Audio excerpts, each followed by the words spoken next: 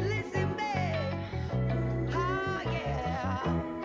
It's alright, alright, alright.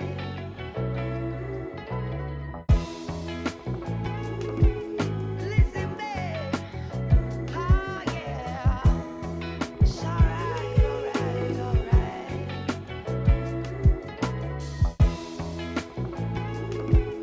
Listen, babe.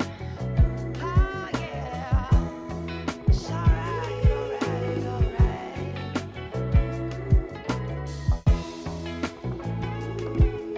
Listen, babe. Oh, yeah. It's alright, alright, alright.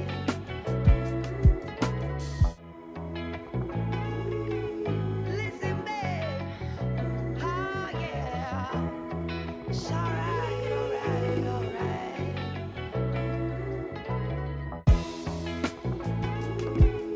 Listen, babe.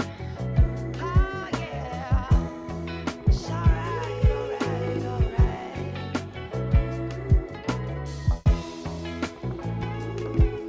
Listen, babe. Oh, yeah. It's alright, alright, alright.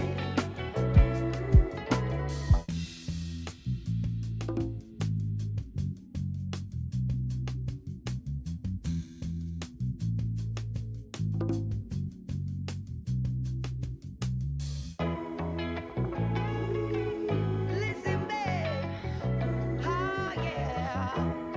It's alright, alright, alright.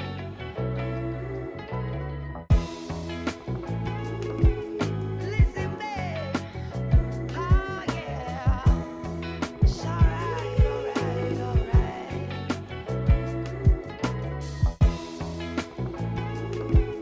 Listen, babe. Oh, yeah. It's alright, alright, alright.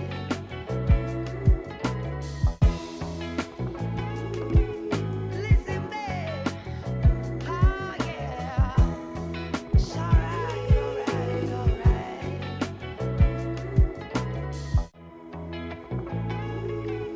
Listen, babe.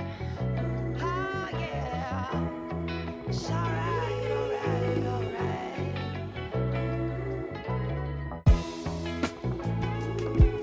Listen, babe. Oh, yeah. It's alright, alright, alright.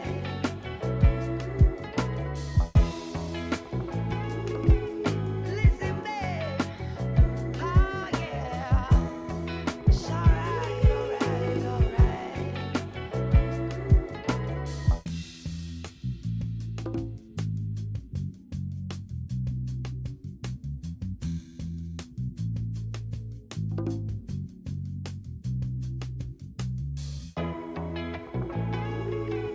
Listen, babe.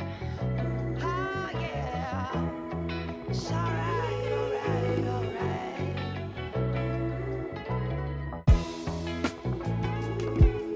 Listen, babe.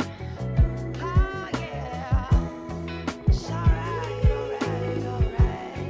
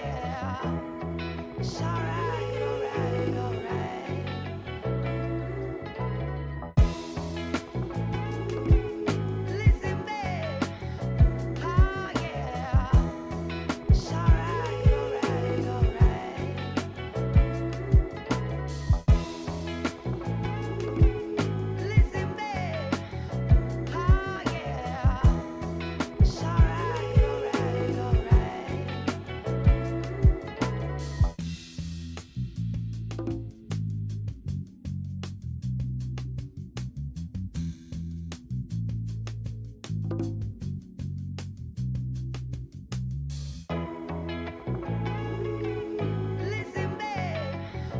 Oh, yeah. It's alright, alright, alright.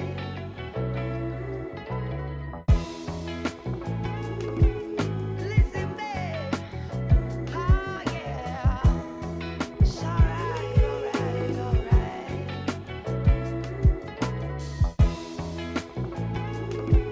Listen, babe. Oh, yeah. It's alright, alright, alright.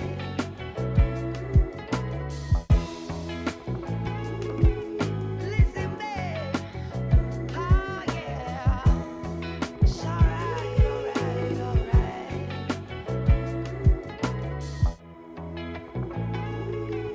Listen, babe. Oh, yeah. It's alright, alright, alright.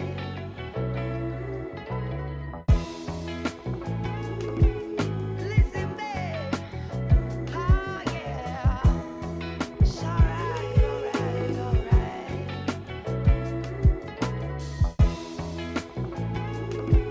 Listen, babe. Oh, yeah. It's alright, alright, alright.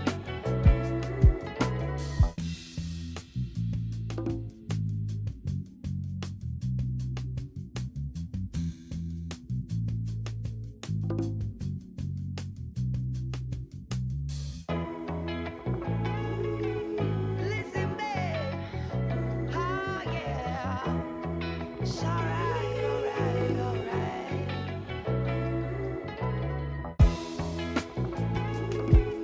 Listen, babe. Oh, yeah. It's alright, alright, alright.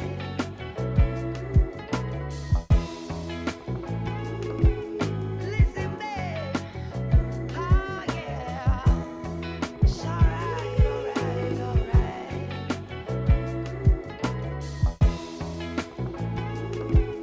Listen, babe. Oh, yeah. It's alright, alright, alright.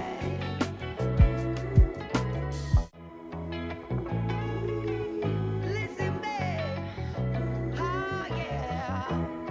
It's alright, alright, alright.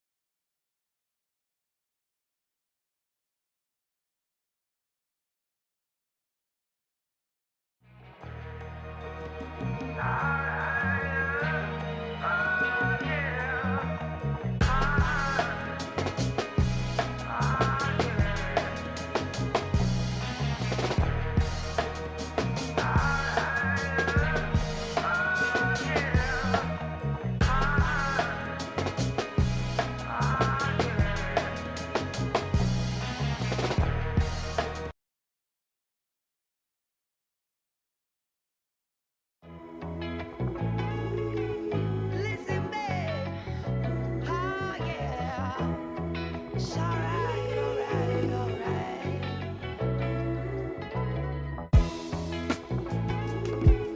Listen, babe. Oh, yeah. It's alright, alright, alright.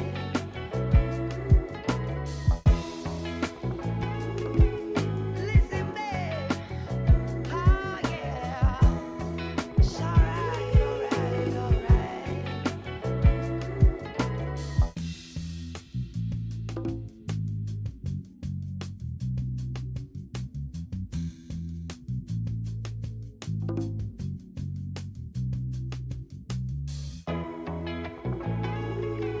Listen, babe.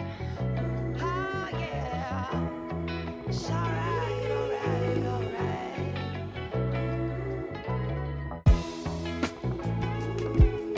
Listen, babe. Oh, yeah. It's alright, alright, alright.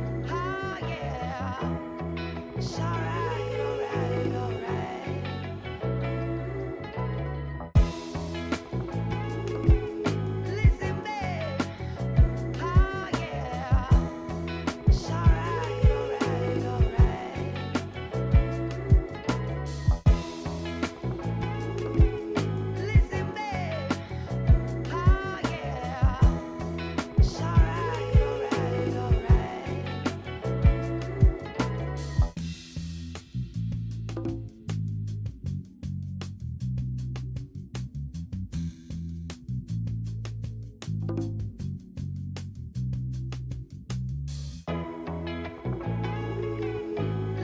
babe. Oh, yeah. It's alright, alright, alright.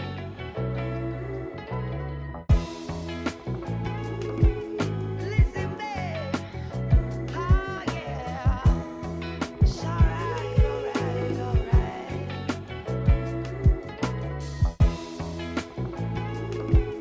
Listen, babe. Oh, yeah. It's alright, alright, alright.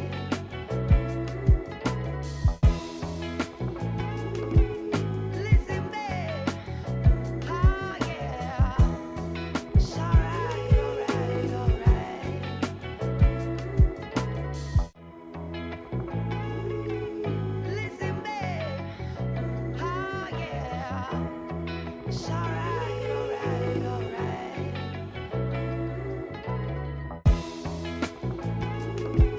Listen, babe. Oh, yeah. It's alright, alright, alright.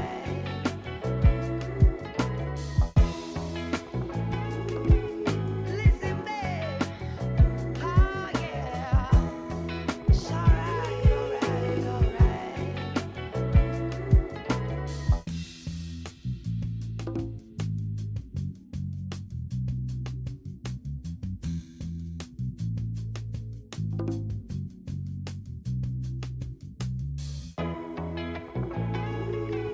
Listen, babe. Oh, yeah. It's alright, alright, alright.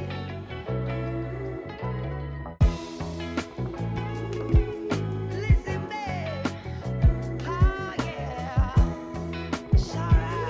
alright, alright.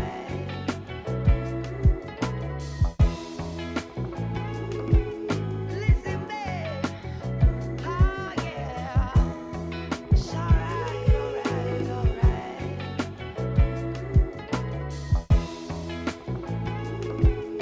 Listen, babe. Oh, yeah. It's alright, alright, alright.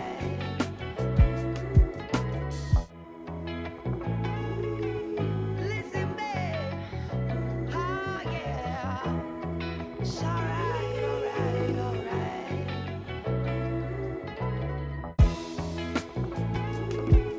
Listen, babe.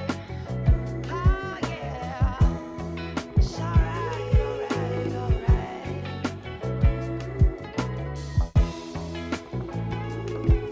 Listen, babe. Oh, yeah.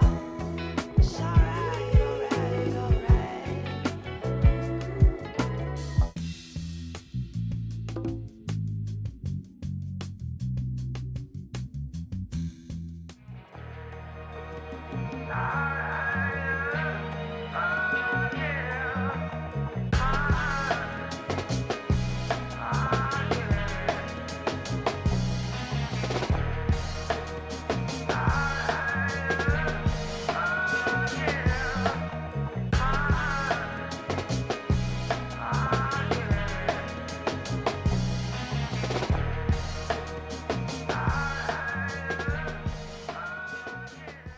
What's happening? What's happening? What's happening? Welcome to another episode of Hope. We have a really, really dope show today planned for you. I sound like a TV host.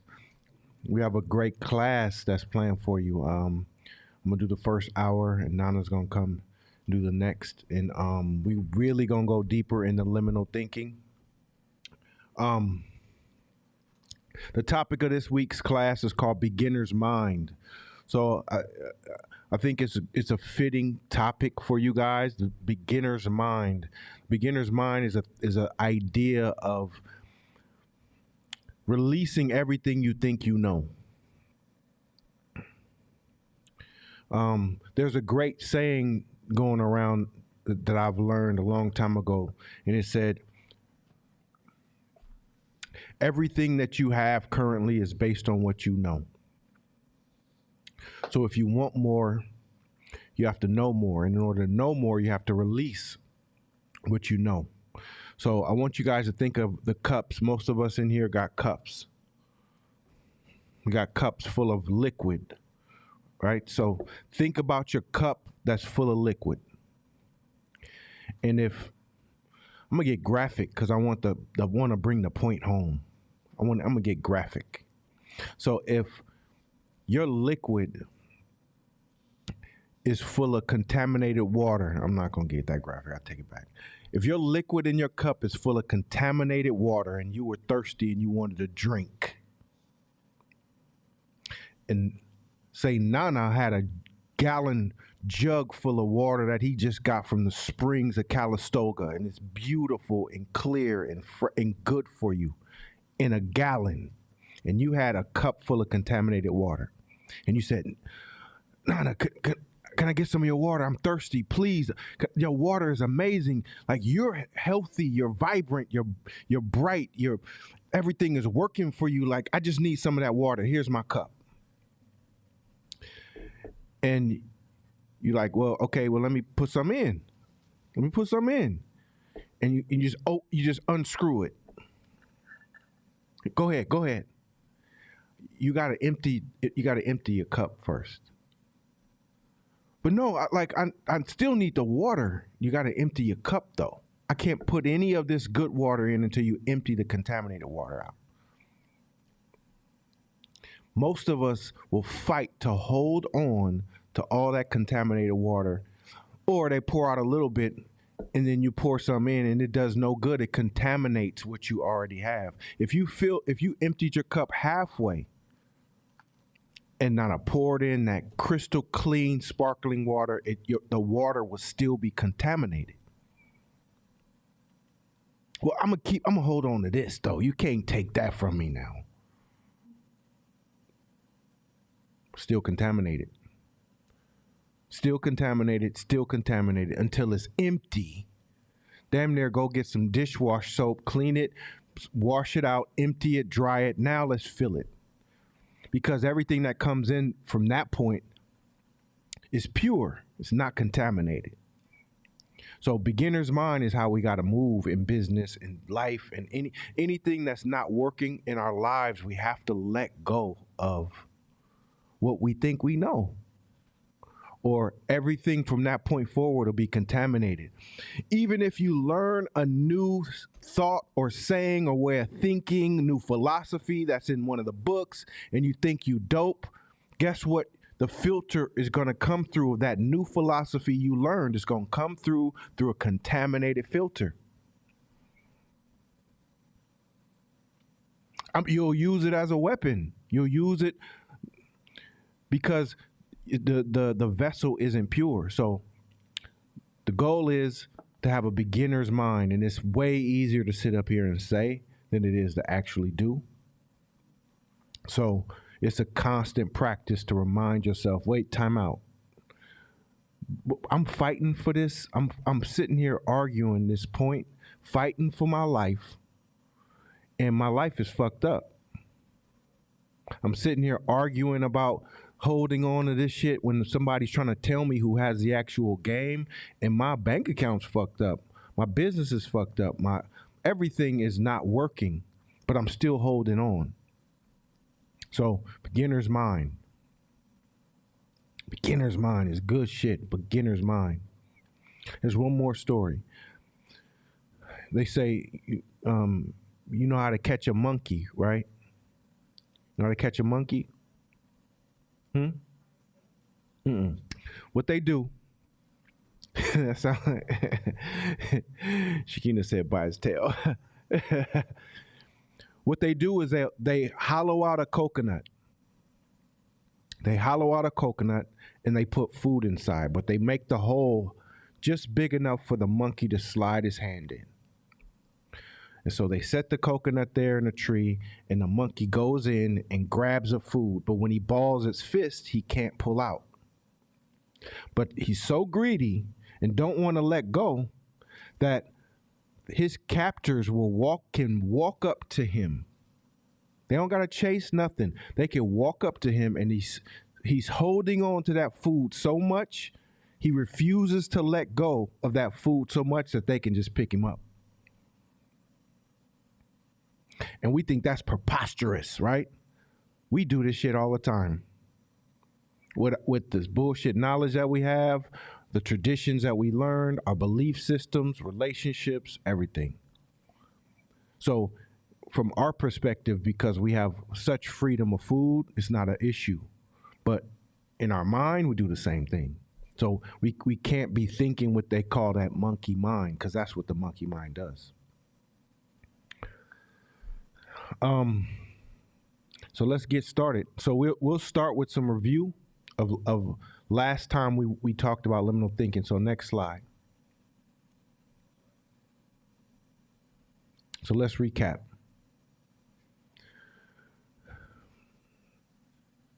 First one. Next slide.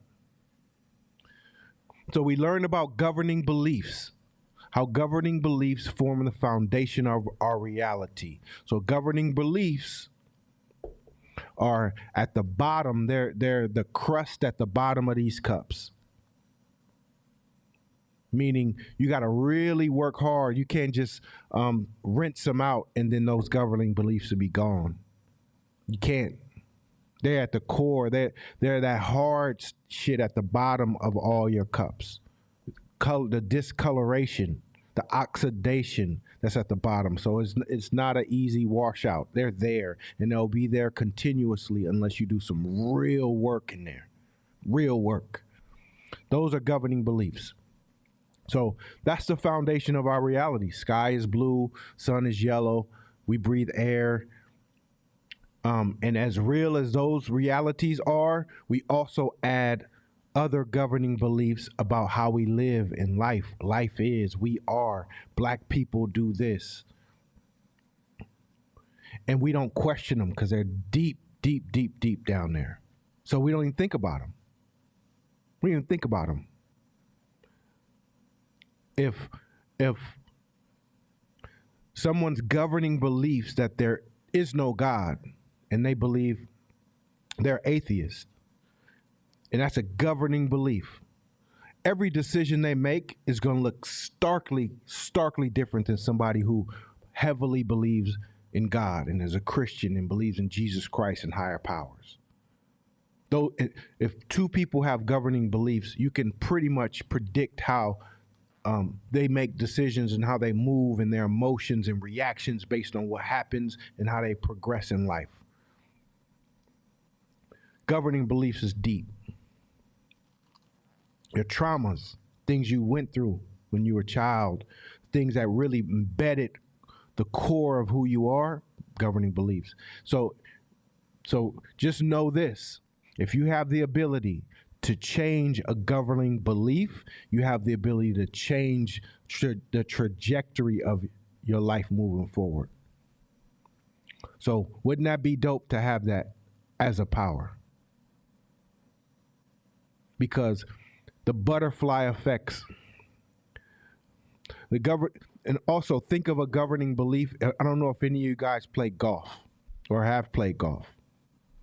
The golf head is smaller than my hand. Smaller than my hand. And the way golf is structured, you can hit a ball 400, 500 yards ahead in front of you. Hit perfectly, hit right, with the right swing, with the right torque. You can hit a ball 500 yards in front of you. And anything shorter, and everything shorter. But the interesting thing about golf is this. If you tweak your ball, the face of your golf club 1 degree, just 1 degree, it starts out straight. But by the time it gets that 500 yards, it's off course. Way off course. It's off course by hundreds of yards. It's because the butterfly effect or the compounding of the degree that you off just keeps compounding in the air. Same thing as your governing beliefs. Your governing beliefs compound all the things that happen in your life. So in business, they say the shit that can go wrong, what can go wrong at scale probably will go wrong. I'm laughing because that's the shit I'm going through right now. Same thing with your governing beliefs. if you have corrupted governing beliefs, if you ain't got a lot of shit going for you in life, sometimes it won't see. But if you're ever put on a big stage,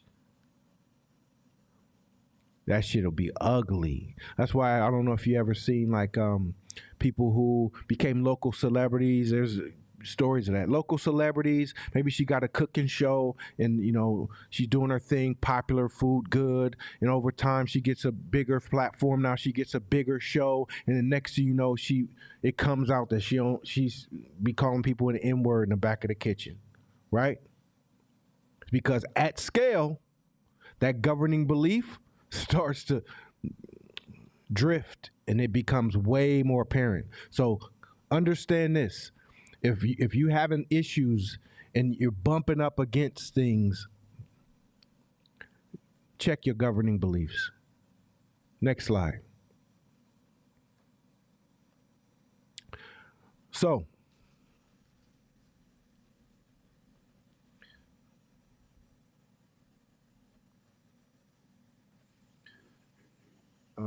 I want to have a discussion about this.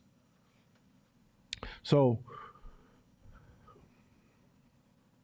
because what we're going to talk about next is about the Johari window. So, does everybody remember the Johari window? No's and yeses. Okay. So let's go next slide, and then we'll have this discussion and exercise. So this is a Johari window. It's 4 squares. Top corner is what's known by both you and others. The next one is your blind spots. The one below the open is the hidden you, what's known to you but not by others. And the fourth one is the unknown, meaning unknown by you and unknown by others. This Johari window needs to be in your back pocket all the time. You need to be moving through this Johari window all the time, because this is going to help you navigate through life. Like, the stuff that we talk about is like every slide is part of the game for you. So, real quick, the top left corner is that's the open category. That means the stuff that you know about yourself and the stuff that we know about you match. Shakina has a gym. Shakina's athletic. Shakina's a giver. Shakina's a good person. Shakina has a daughter. Shakina, like, there's things that I know about her, and the things that she projects to people, some of those match. Those match. That's known by both you and others.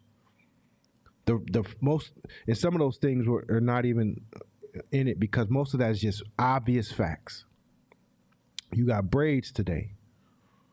You kind of light skinned, but you're not. Sun in the winter, in the summer, you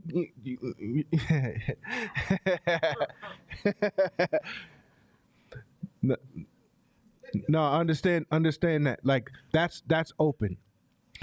Now, here's where the biggest opportunity for growth is in the blind spot section. That's the meat. That's where you can eat at. Blind spots. It's unknown to you, but known by others. Unknown to you, but known by others. So, question to you: if you had booger hanging out your nose, and nobody in your circle said anything to you about it, what are some reasons why?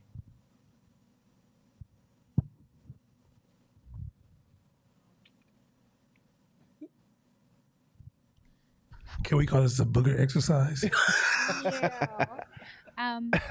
They could be afraid of like my response, so they don't want to be the person to let me know, Why would they be afraid of your response?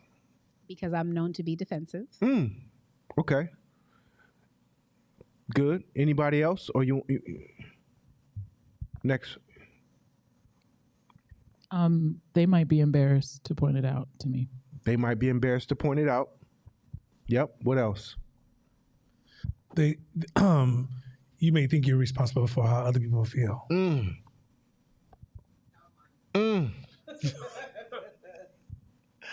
You may. Any others? So think about that. Now, most of us move in life like that by either one or all three of those reasons, which makes it very hard for people to point out our blind spots. Either I'm defensive and I've slapped people on the hand too many times in private and in public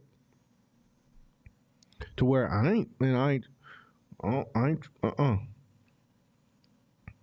Or it's a person's own self-conscious fears about saying anything, too much fear around it. So now you walk around looking crazy. So this is where you can eat in life, in business, everywhere is in the blind spot. And we got a lot of blind spots too. Next one, the bottom left is hidden. This is your shadow self.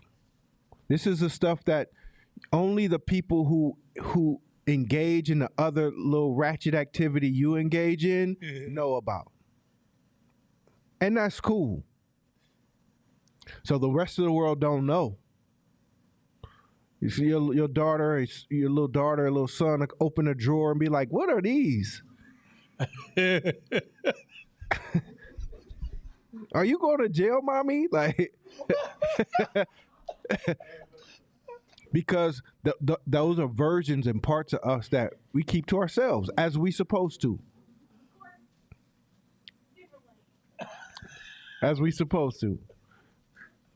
Next one is the unknown. The unknowns, if it's unknown by both us and others, the unknowns is a continuous growth path, right? We just continue to grow and expand. And if we are observant, then over time, the unknowns will move into other categories as needed. Because the unknowns could possibly, if you're a progressive person, you're always learning, always reading, always asking others, always looking around, can eventually turn into a blind spot. And if it turns into a blind spot, good. Because now it's in the production line to become fixed.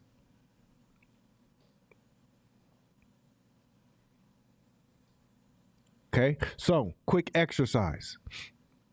First, we want to discuss any questions about the Johari window first before we have exercise.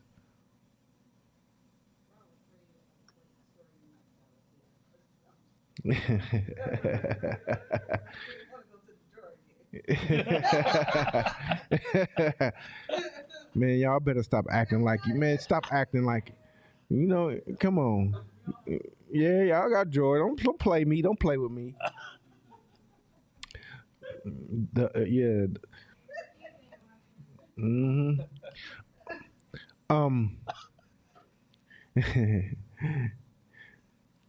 So let's. Who got the mic? So let's have a discussion. Well, actually, let's do an exercise. So I need a volunteer, one person. Shakina. All right. So everyone who has a pens and pad, and you could do it at home too.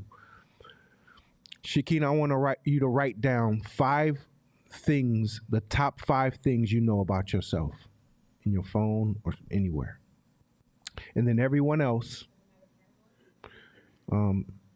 just basic, in life, top 5 things about you. Everyone else, I want you to write top 5 things that you know about Shakina. Oh, damn. What kind of laugh was that? He knows something. Just decides that she got a big drawer. She's pulling on her collar right now. Hey, look. I ain't mad at nobody's drawer. I ain't mad at nobody's drawer.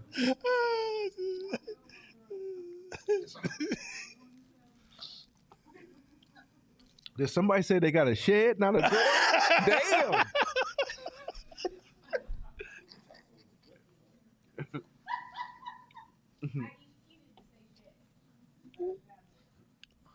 All right, I'll give you a couple more minutes.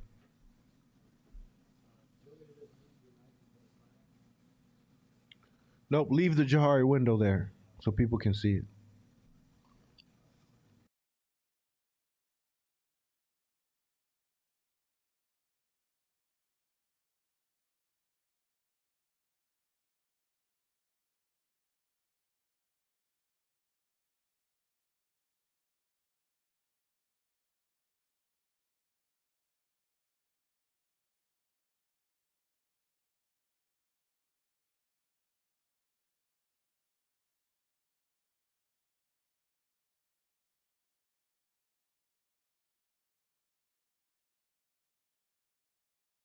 Pretty good?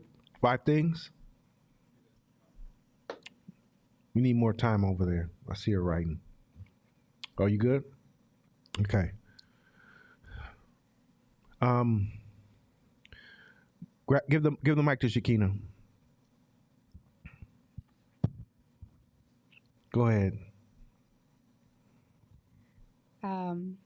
Most of these are very obvious things if anybody knows me. I'm extremely competitive. The first one on the list. Mm. I love food. Like, love food. Like, goosebumps, salivate, love food. If I could, I'd marry it. Movement brings me the greatest joy. Everything that I love doing is some form, fashion of movement, whether it's jumping out of planes, riding motorcycles, biking. I love to just move. I'm an extreme creative, and I love really hard. So if you're someone in my life, I will go to the end of the earth for you. Okay. Jasadi, what's your 5?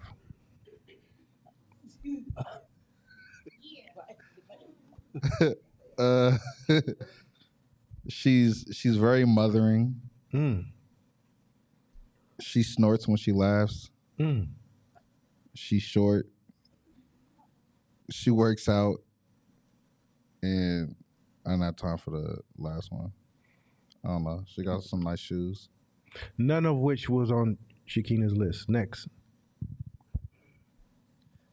Trainer, high energy, short, uh, loves food, and rides motorcycles. One thing that was on your list. Okay, so I don't know you, but I have been observing in this class, and I'd say she's extroverted, pretty open about her experiences. I've seen you eating healthy snacks, and that you've been in business for a long time, and that you are a mother. None of which that was on your list. Last one. She owns a gym. She has a positive attitude. She's athletic. She's thorough, and she likes shoes. Beautiful. None of which that was on your list. So out of 4 people, 1 item. You guys see how interesting that is?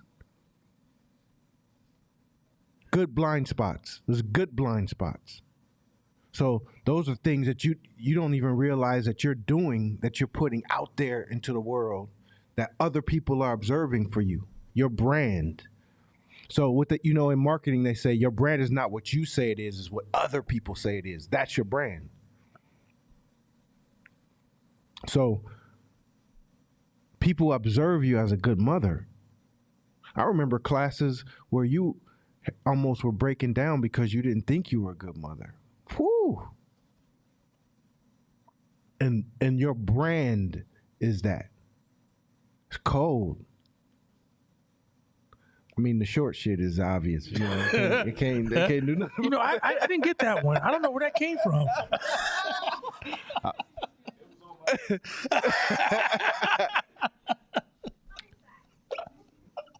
But you guys see the power in that? Think about that. You have 20 opportunities to connect with 5 of hers and only one connected with 5 of hers. So that shows you how incredibly large your blind spots that you have and you moving through life.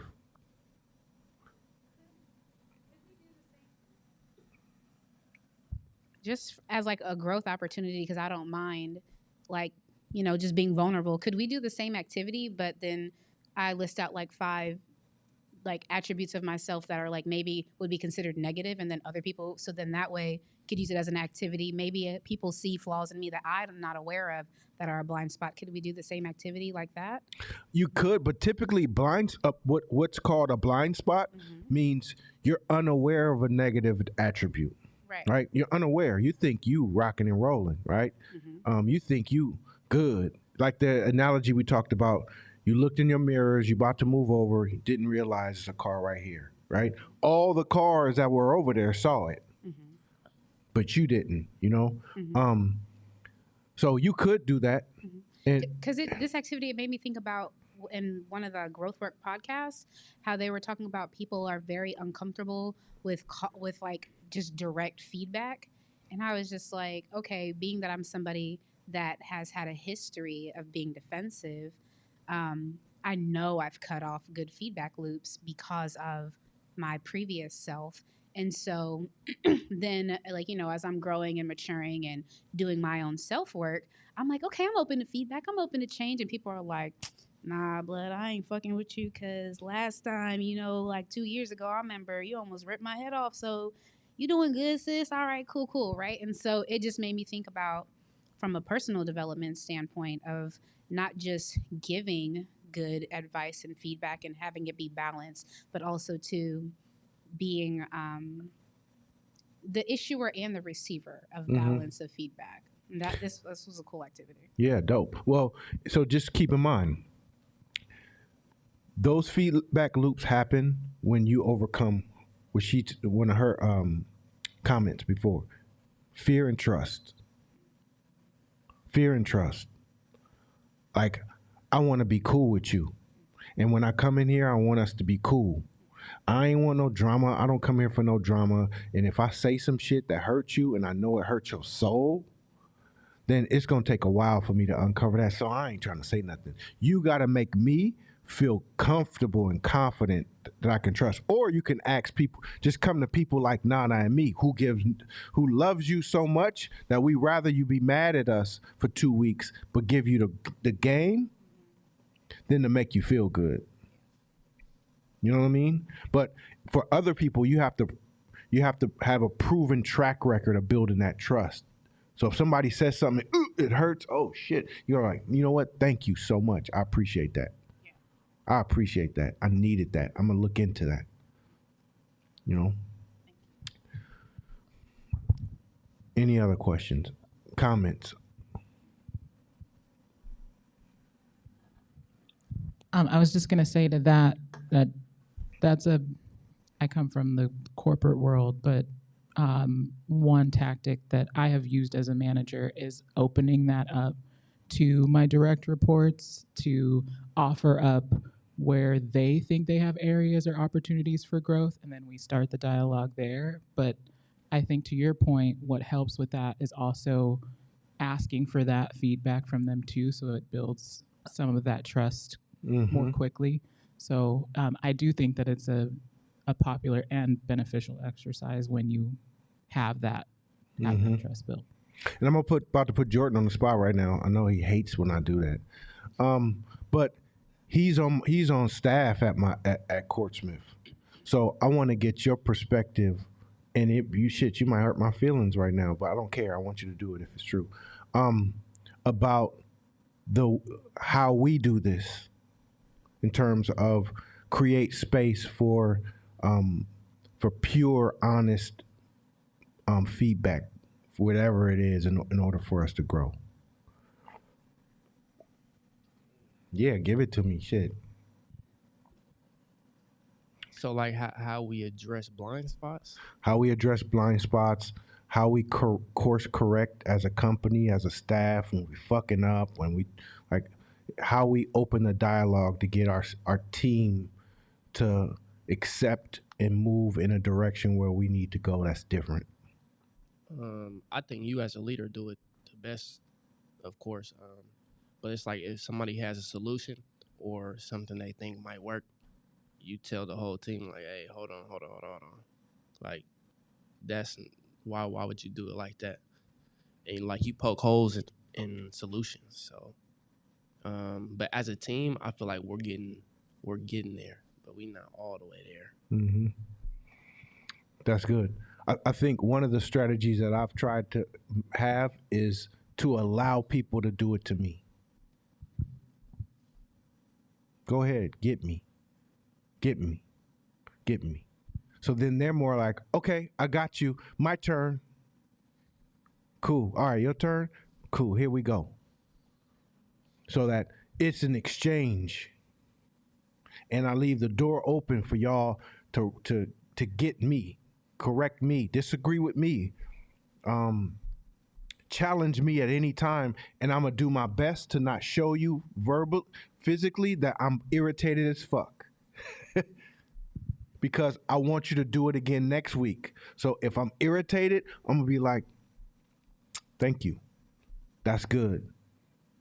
Because if not, if they sense it, especially as the leader, if you're the leader, if they sense any kind of, oh, that hurt him, I'm not doing that no more. And then you just cut off your opportunity to shift your golf club a degree. He's been with us 1 year, a little over a year. And I don't want nobody to be like, oh man, you only been here a year. I ain't been listening to you. No, time out. That's valuable. That's valuable what he just said. The perspective that he said it in, because him being new makes him, to me, more valuable. Listen to that. And I need you to change that. Implement the changes starting now. So that it creates so as leaders, you have to initiate it. And it can't be by you being defensive. Jahari, window questions? You see how dope and important this is? I'm not going to talk no more about the hitting shit because y'all already squirmy, wormy in y'all chairs. So I actually had a question about the hidden stuff. okay, let's go. Look, me and Shabisha gonna dig into the shadow. So look, y'all better get ready, okay? Why she throw Shabisha in Okay. this? If y'all come into these stuck conversations, you gonna get into some shadow stuff.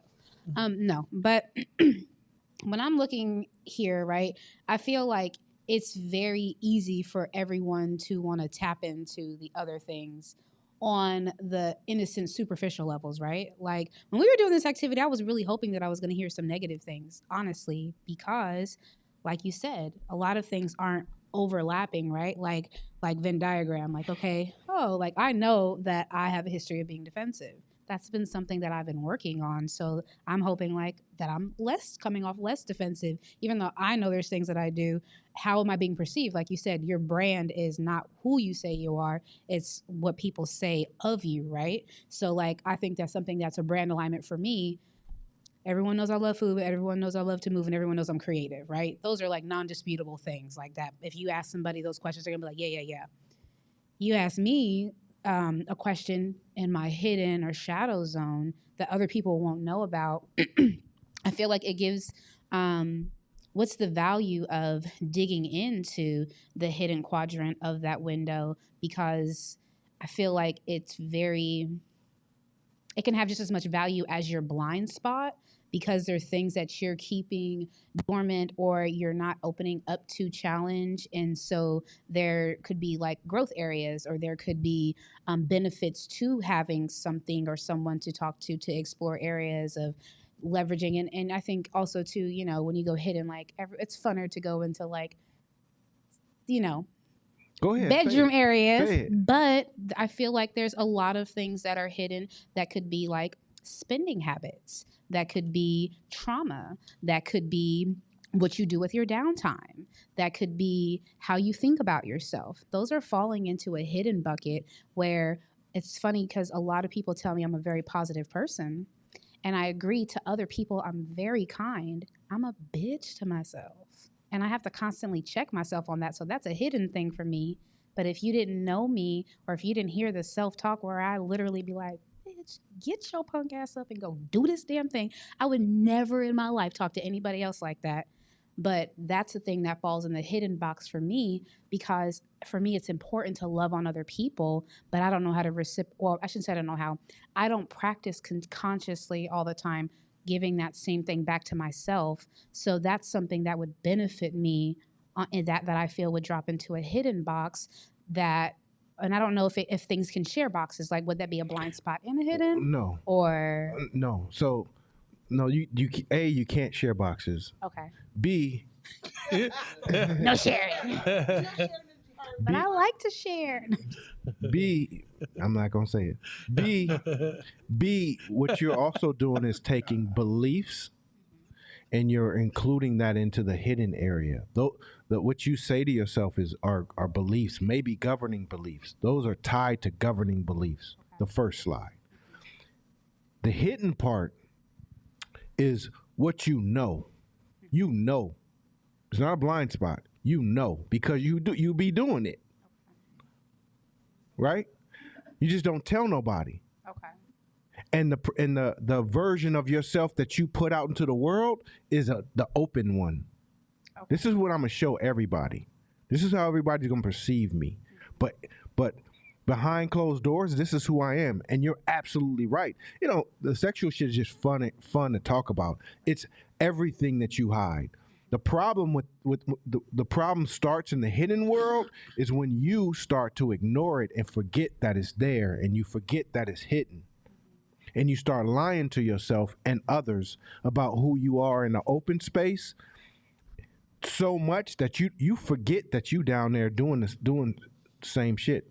So what do you do with the stuff that's hidden in the Johari box? So is it acknowledgement? Is it the hidden stuff in the Johari box is the same thing as shadow work and shadow snacks and all those things. Once you acknowledge what's in this hidden box, then you become a manager of it. And you work at making sure that A, is this still valid? B, is this still stuff that I want to do? C, how can I manage this so it doesn't overlap into the rest of my life and start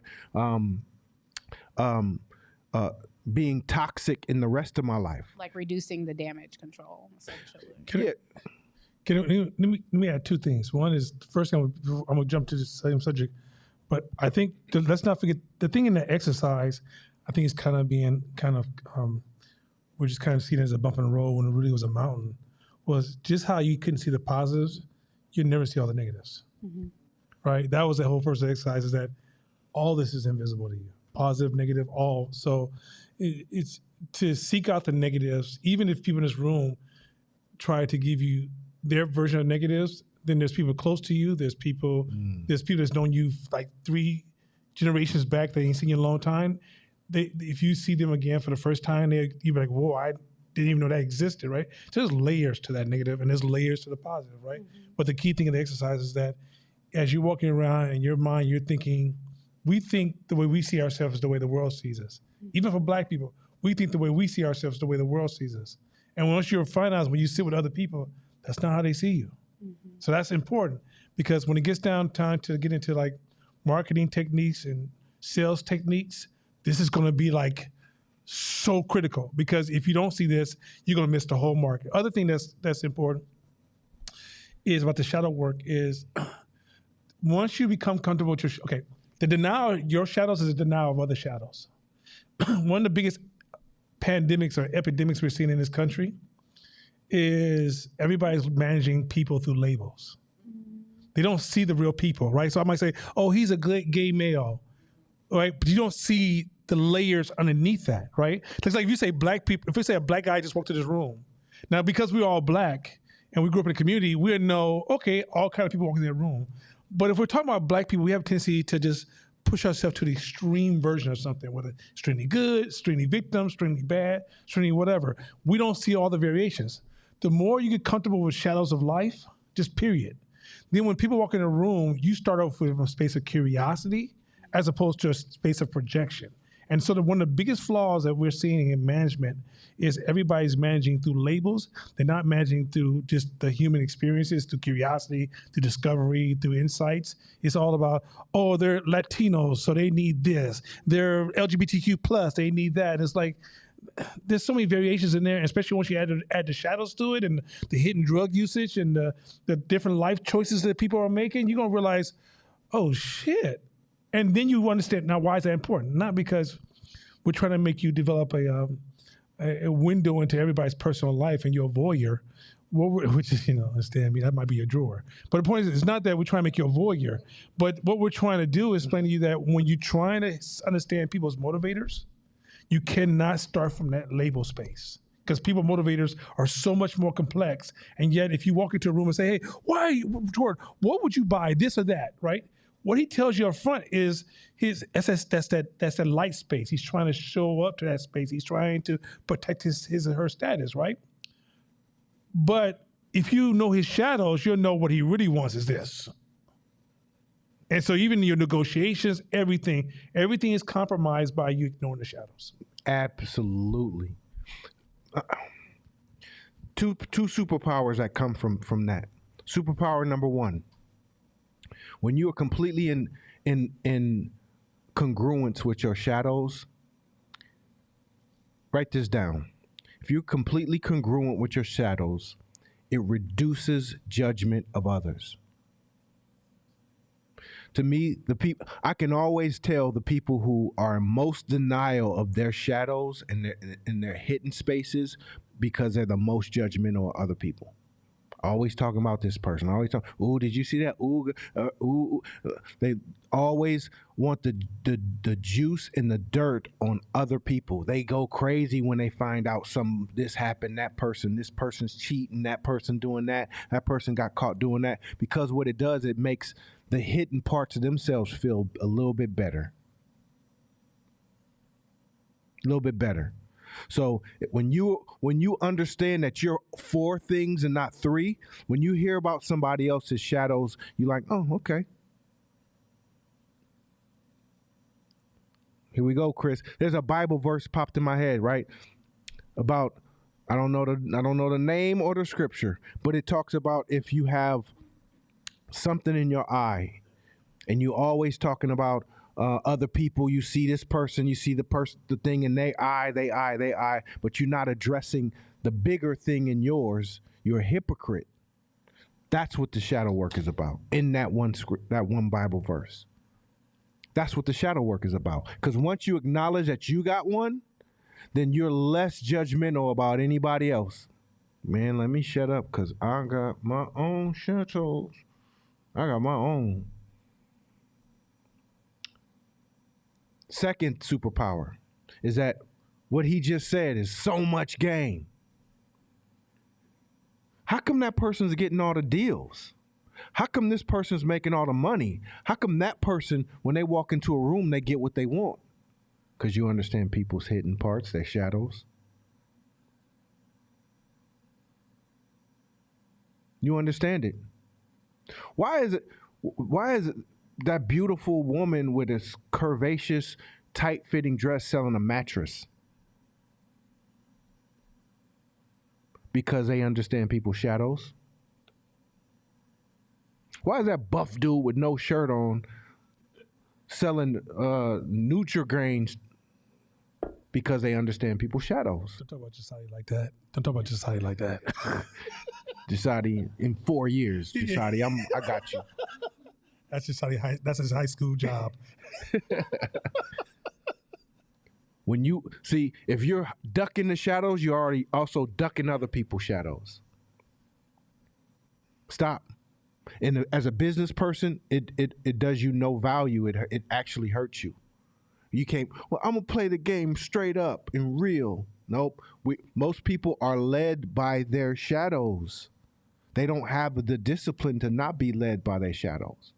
So if you understand that as a marketer, that's why the food goes in slow motion on some commercials, and the splash of the water of the lettuce bounces on top of the tomato, which bounces on top of this sizzling patty, which bounces on top of this bun, and it kind of bounces in slow motion to you, and you like, shit, I'm hungry. I need that in my life right now. Because they're playing to your shadows.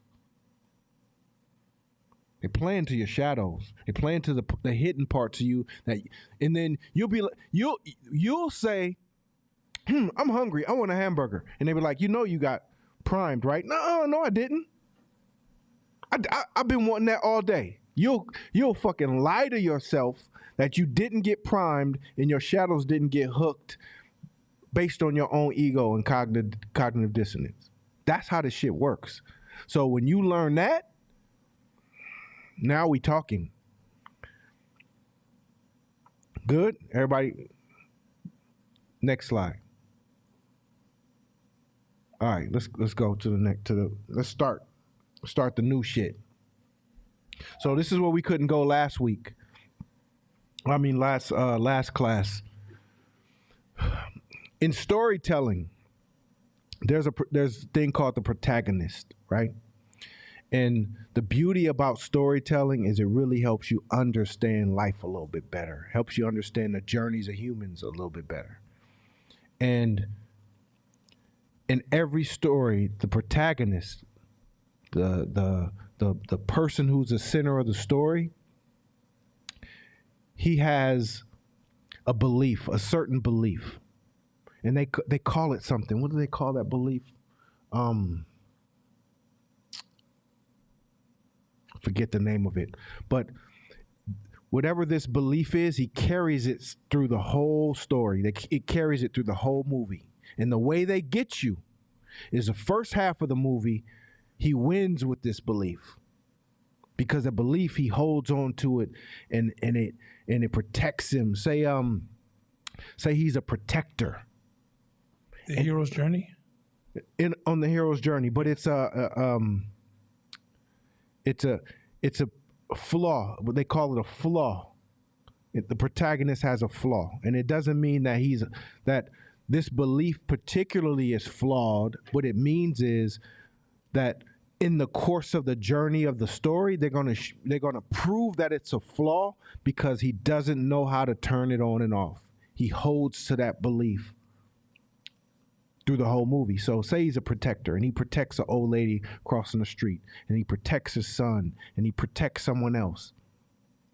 And now he gets the audience and the crowd to fall in love with that version of him, that side of him.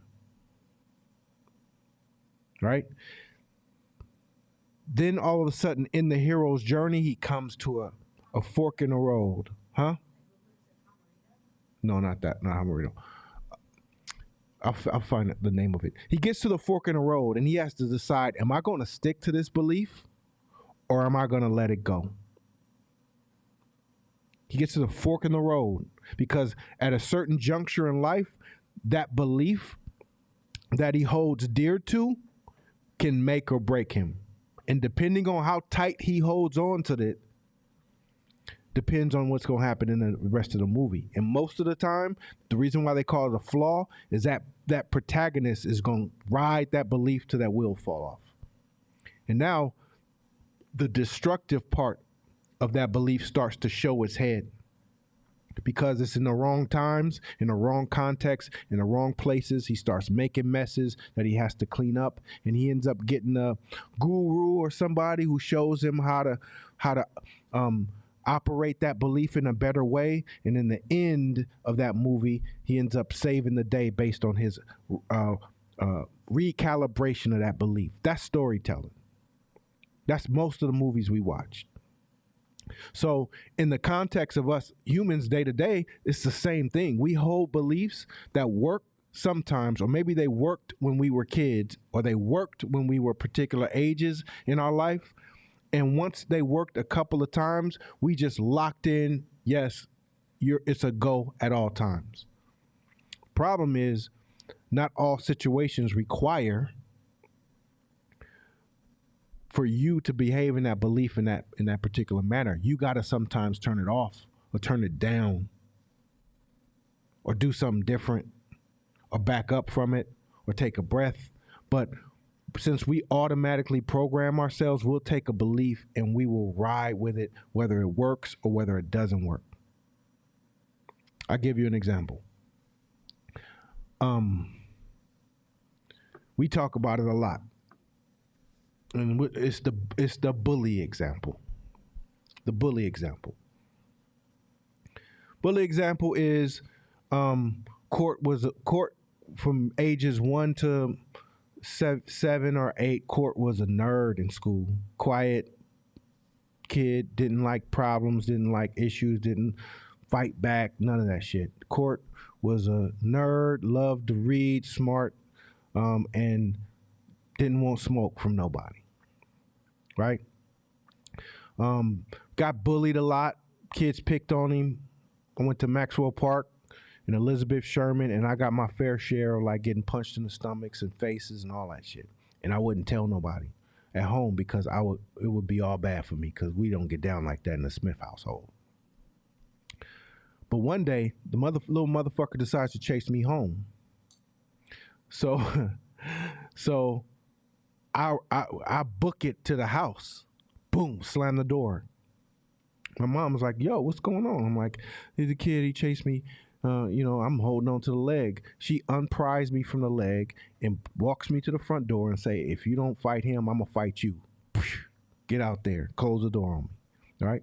So that day was the day that I had to fight the bully.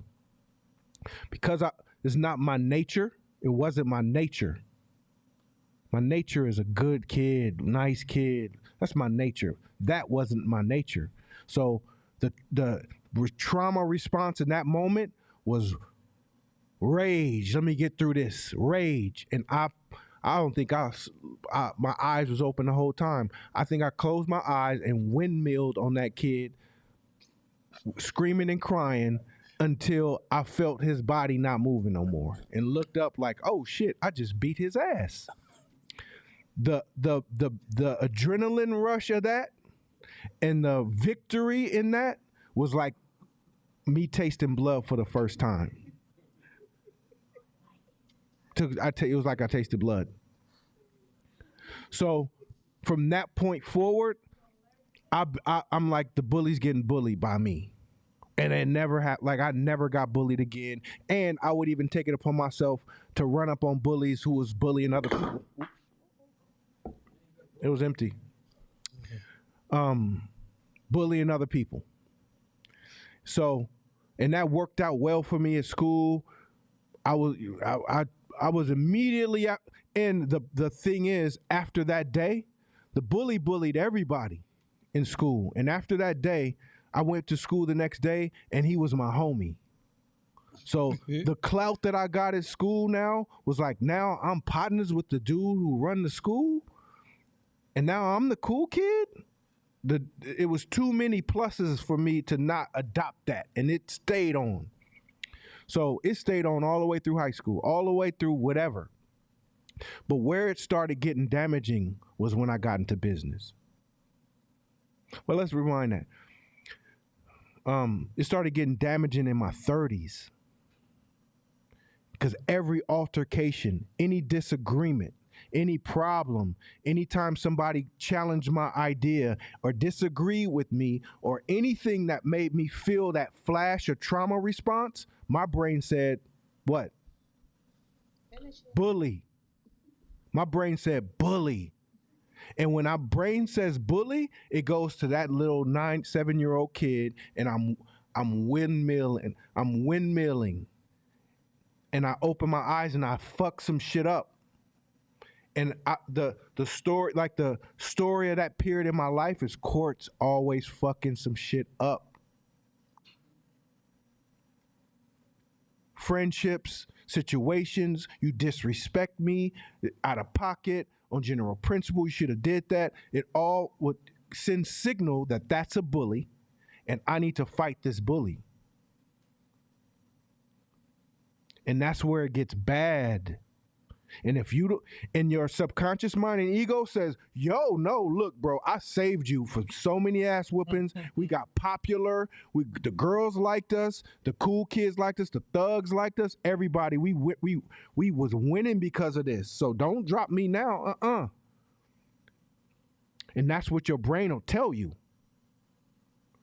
But the aftermath you will leave behind if you don't have a sit down with yourself and realize that was good for then, but now I need to adopt a new belief. So over time, now I'm losing relationships. I'm having issues. I'm going at it with people. I'm in a parking lot fighting motherfuckers in the middle of Trader Joe's. I'm at 24-hour Bayfair Fitness basketball with a black eye because I'm fighting somebody who elbowed me and I felt like he was bullying. And it's all these constant things because I had no tools of how to engage with another human that was not, all right, Court, you're good.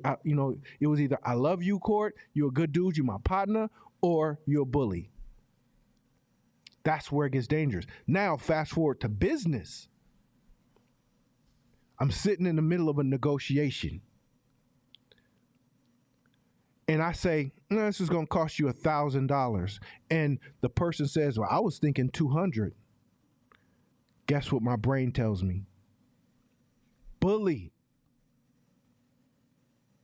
That's a regular negotiation tactic. But I didn't know that. This motherfucker trying to bully me. So now guess what? I fucked the whole deal up. I lose it. I mentally windmill. And now we don't do business no more. And that what happened? That happened year 1, year 2, year 3, year 4, year 5 of my business, year 6, because it was a blind spot.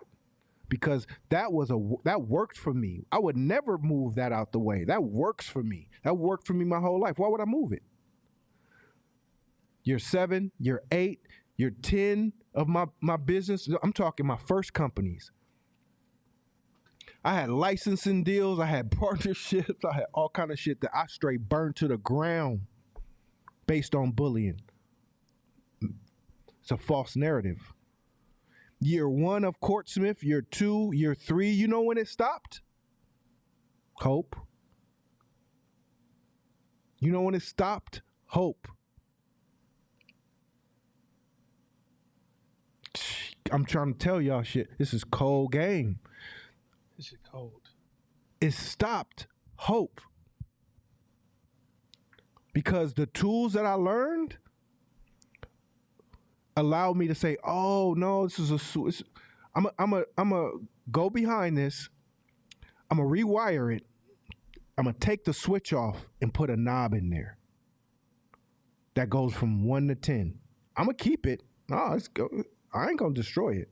But hope gave me the game to make it a knob and the consciousness to say, no, turn this down to 1 right now. Turn it to 10.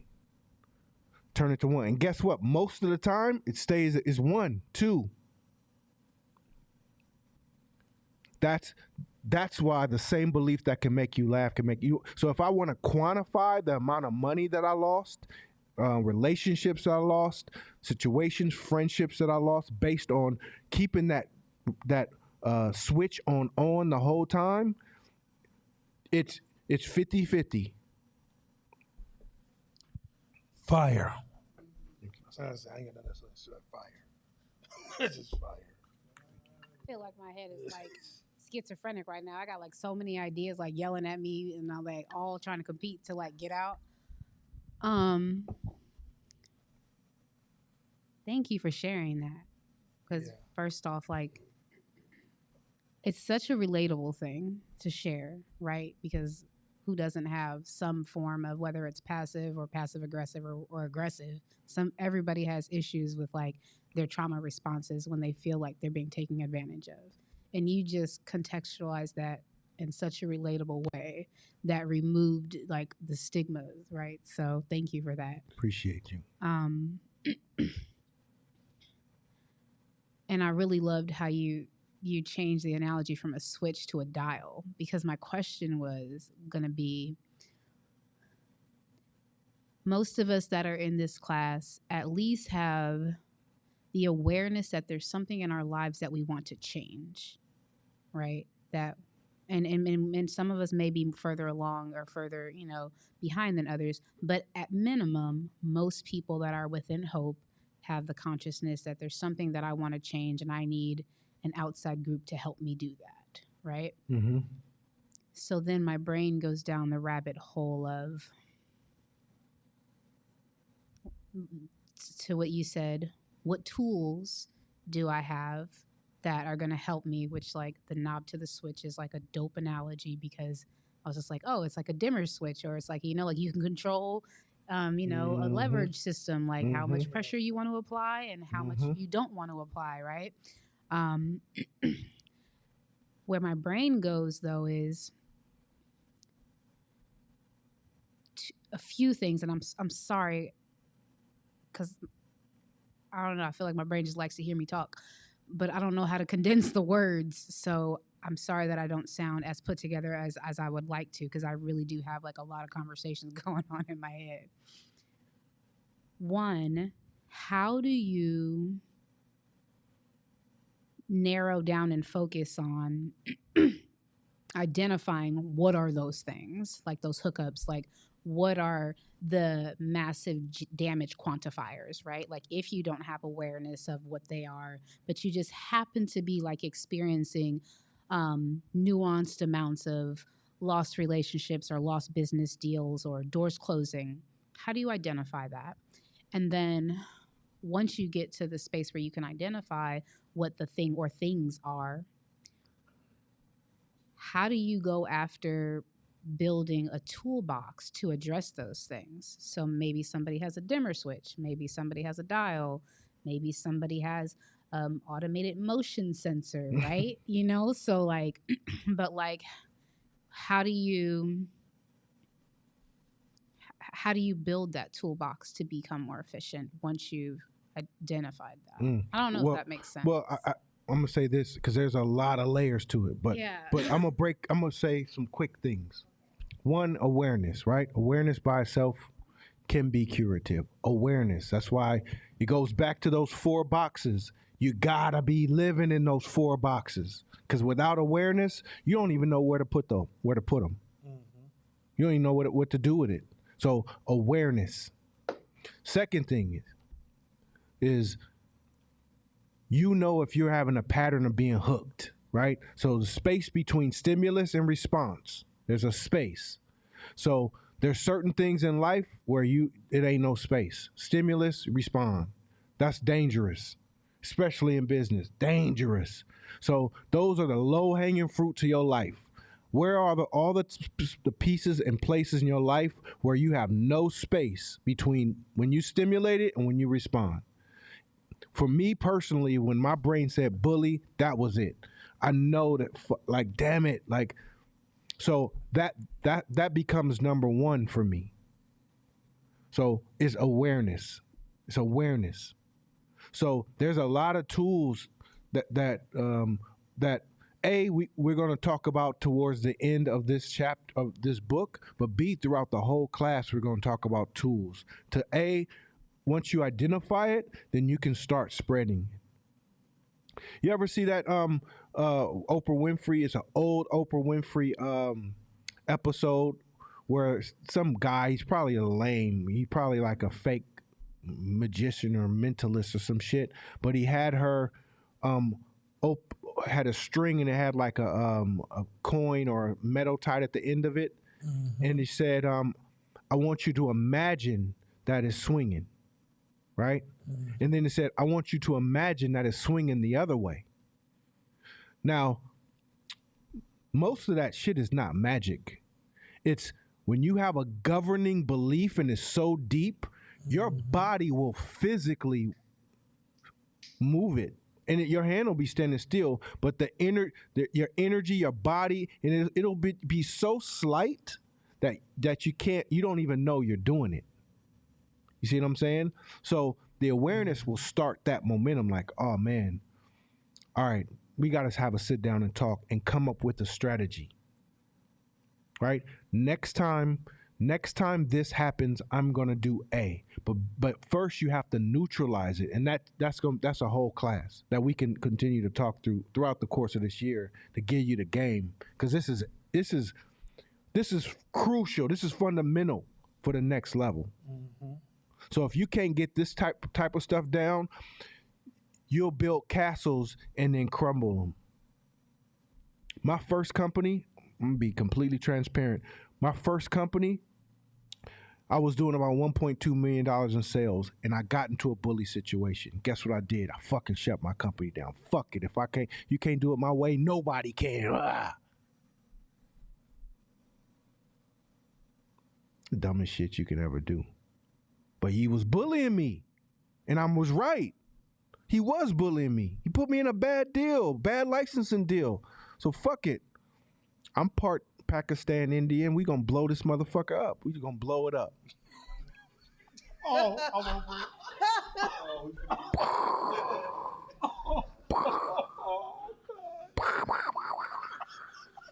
And they can't come get me because I am, for real. We'll blow this motherfucker. I blew it up. Oh God, no, you didn't say that. I've blown so much shit up because of that. So at a certain point, you have to have an intervention with yourself. So let's go to one more slide. This is a fun class. Let's go to one more slide. I guess I gotta save this for the next class. Yeah, you need such a body host. Shabisha, you want to read that? Sure. Learning loops reinforce good and bad behaviors and are co-created by the people that participate in them.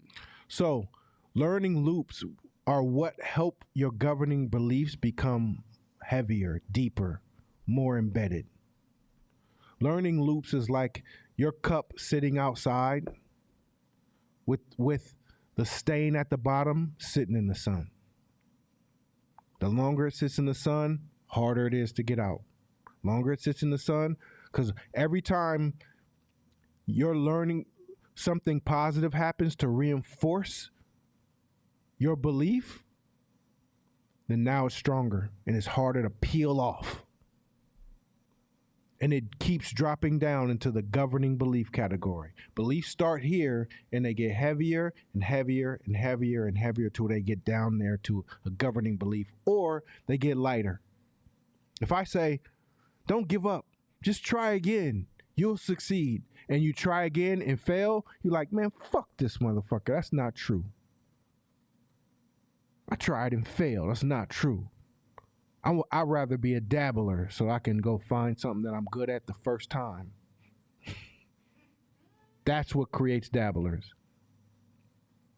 I'd rather be a dabbler. I want to win the first try. And the people who are good at stuff, like I'm trying to tell you, just stick with it. Keep going through the hard part.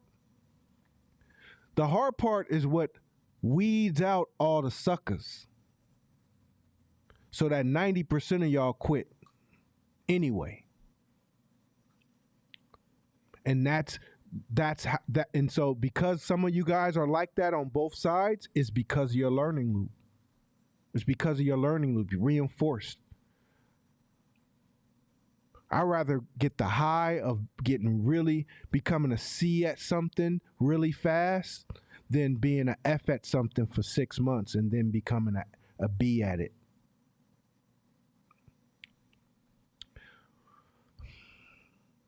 Think let's go one more.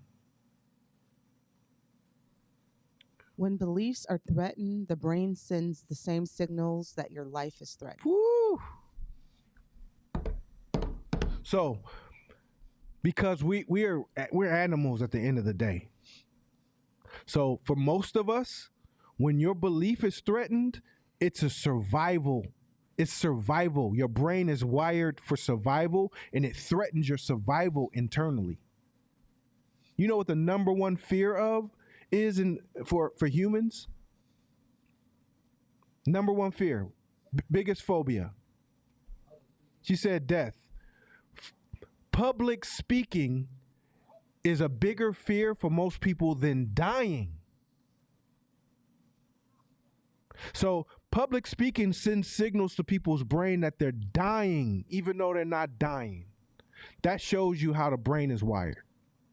So when your belief is threatened, it'll send that same signal to that same part of your brain that tells you you're being attacked.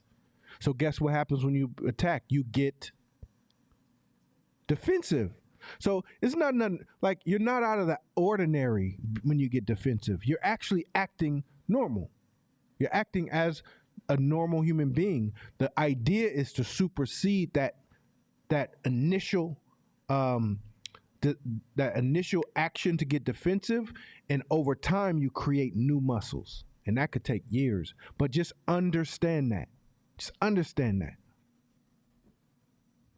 May I? Go ahead. One of the things that I'm realizing as I'm making the adjustment that because I want to work on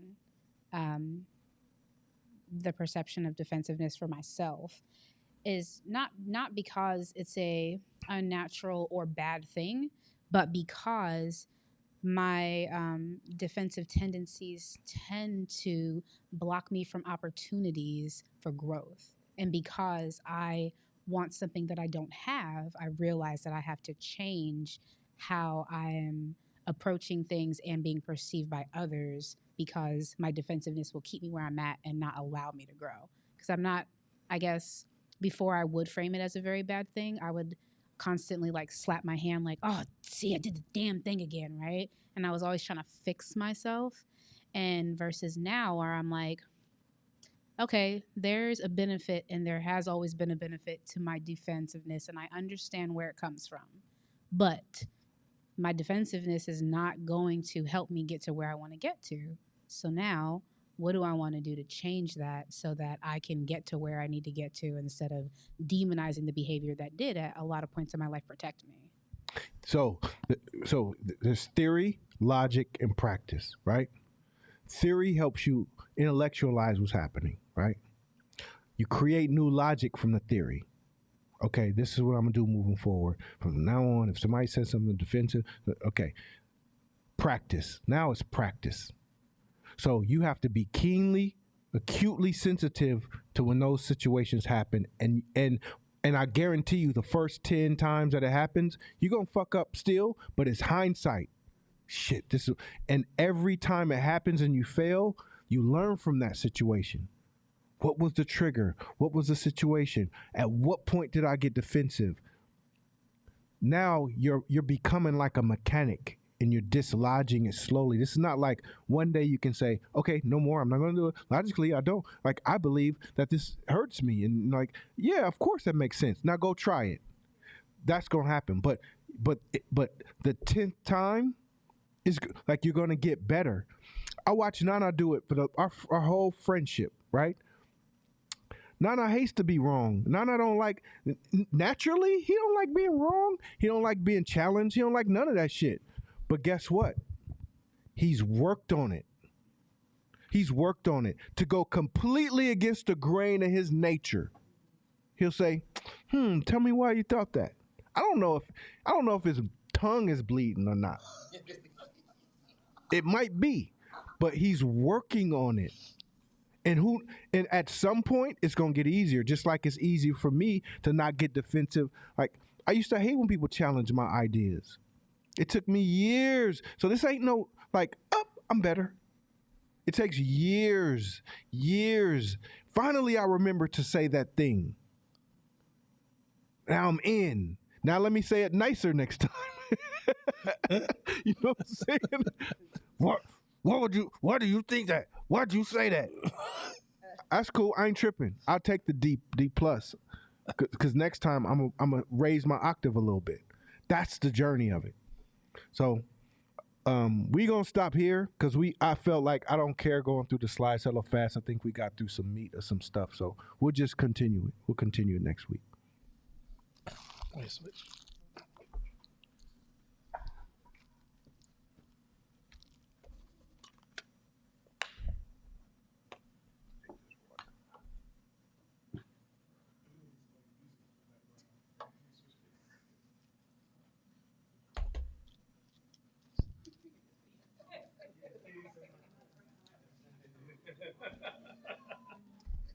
Yeah, we need. You know what? That would be a good idea, guys. Is work on producing some switching music. Will we switch? No, not Benny Hill. No. Couple things. One is I won't be here next week. Corey's going to teach a class next week by herself. I'm going to be at Disneyland with my daughter. So it's my first time going. When I grew up, we were so poor I couldn't go to Disneyland. So I'm about to live vicariously through my daughter. She'll be like, my dad's embarrassing me. I plan on embarrassing her. Two, that was really, hey, Corey, that was really good, bro. I had to use a restroom. I held it to the last minute because it was so good. I was like hanging on every word, but that was a really good session. I really liked that one. That story you told, I was like, where's he going with this? Where's he going with this? And I think that's one of your great stories, one of your masterful ones. That was masterful. I heard something very similar to that.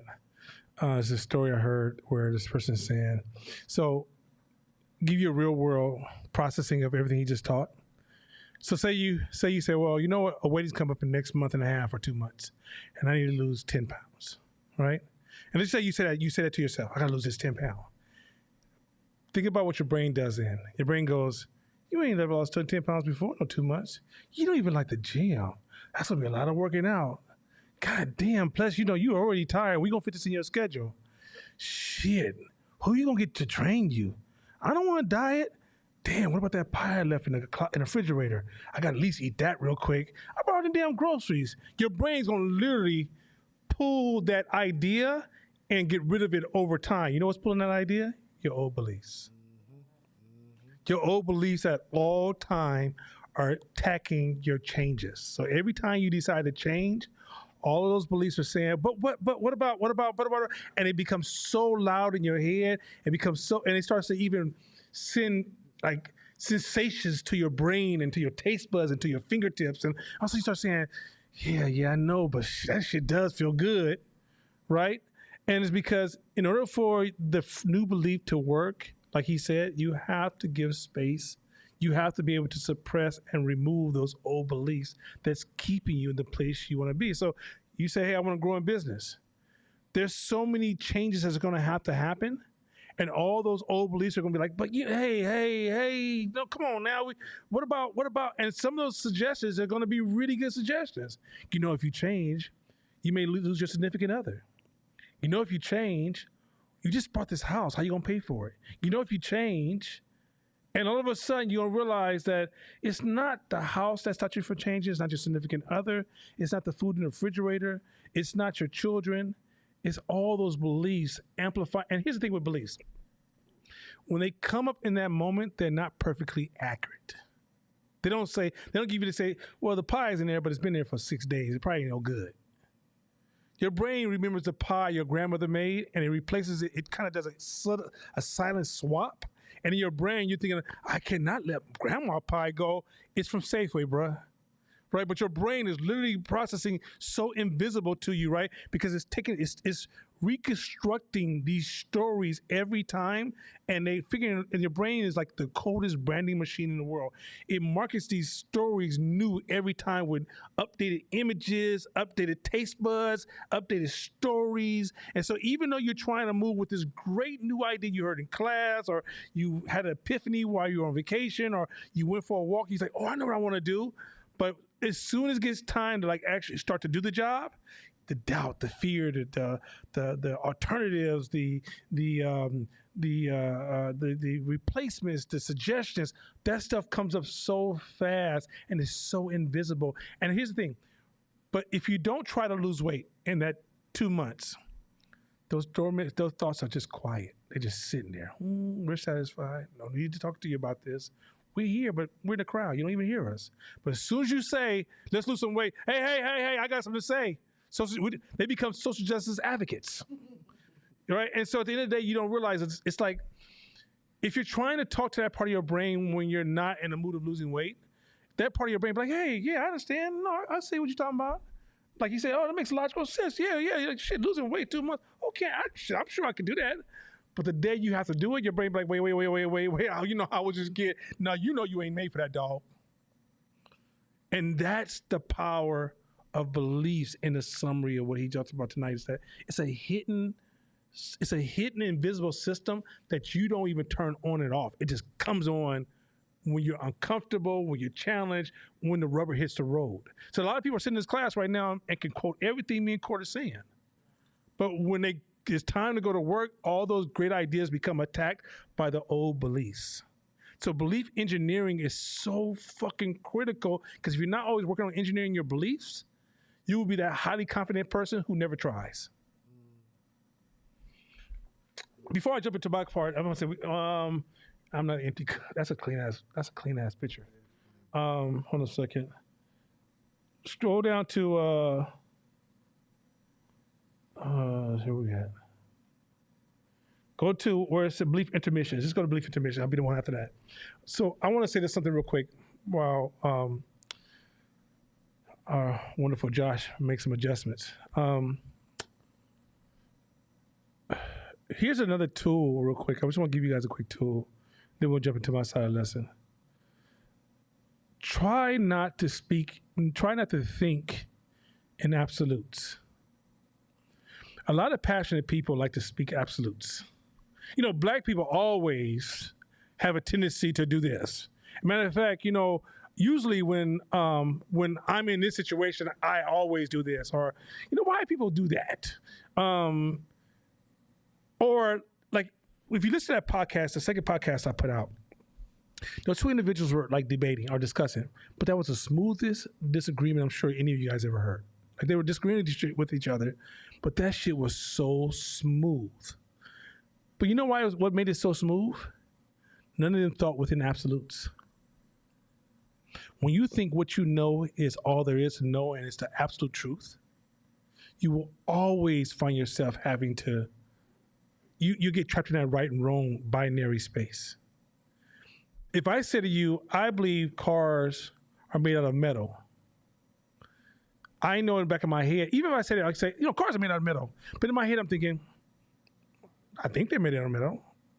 What I've seen has been made out of metal, and what I've seen is limited. So from what I know, I think they're made out of metal. But some of you guys will say, speaking absolute, but also thinking absolutes. What will make your conversations go 100% better? And this is a gateway to better strategies. It's when you say something or think something, never conclude with an absolute. Because even if you're preparing an argument against somebody and you're thinking in absolute, you're going to create so many holes in your argument because you didn't think about, but what about, right? But because you think in absolutes, you're making every point conclusively. And then when you bring the points together, you think it's a solid plan. And the person that you're going against competition sees all the gaps and holes. And especially if it's a public discussion, you will collapse in your discussion. So learn not to, because I've been watching this a lot lately. Like people say stuff like, oh, the reason we're here is because of this. Everybody? That's why everybody's here, because of this? Right? Like when we talked about earlier, like you can't manage through labels. You know, gay people, what does that mean? You can't speak in absolute. Like, you know, it's learn to not think and even learning to eventually not speak in absolutes, which is what I've discovered, what I've come to understand through my experiences, right? That when you listen to those two men speak, if you go back and listen to the way they communicated, they didn't use a lot of absolutes. They really spoke in a space of, this is my understanding, this is my assessment. And the other guy goes, well, hey, this is what I discovered. And the guy goes, that works too, right? But if any one of those guys would have started to plant their flags and absolutes, then you would start to see tension arise. So one of the greatest tricks of like giving room for beliefs to grow faster is stop speaking in absolutes. If you remember that your attention span, your beliefs, your experiences are all your limitations, then to speak with absolutes is kind of a communication of the impotent. Like people who don't feel like they're good enough, let us speak with absolute, because really what they're trying to do in their communication is validate themselves. I want to validate myself. So I'm going to speak in absolutes so I can say I'm valuable in this conversation. But as you become a student of learning, you realize the more you learn, you realize how much you don't know. So it's hard to speak with absolutes. You guys get that? Am I cool with that? All right, let me roll to my first one. Go to the next slide. Shabisha, you ready?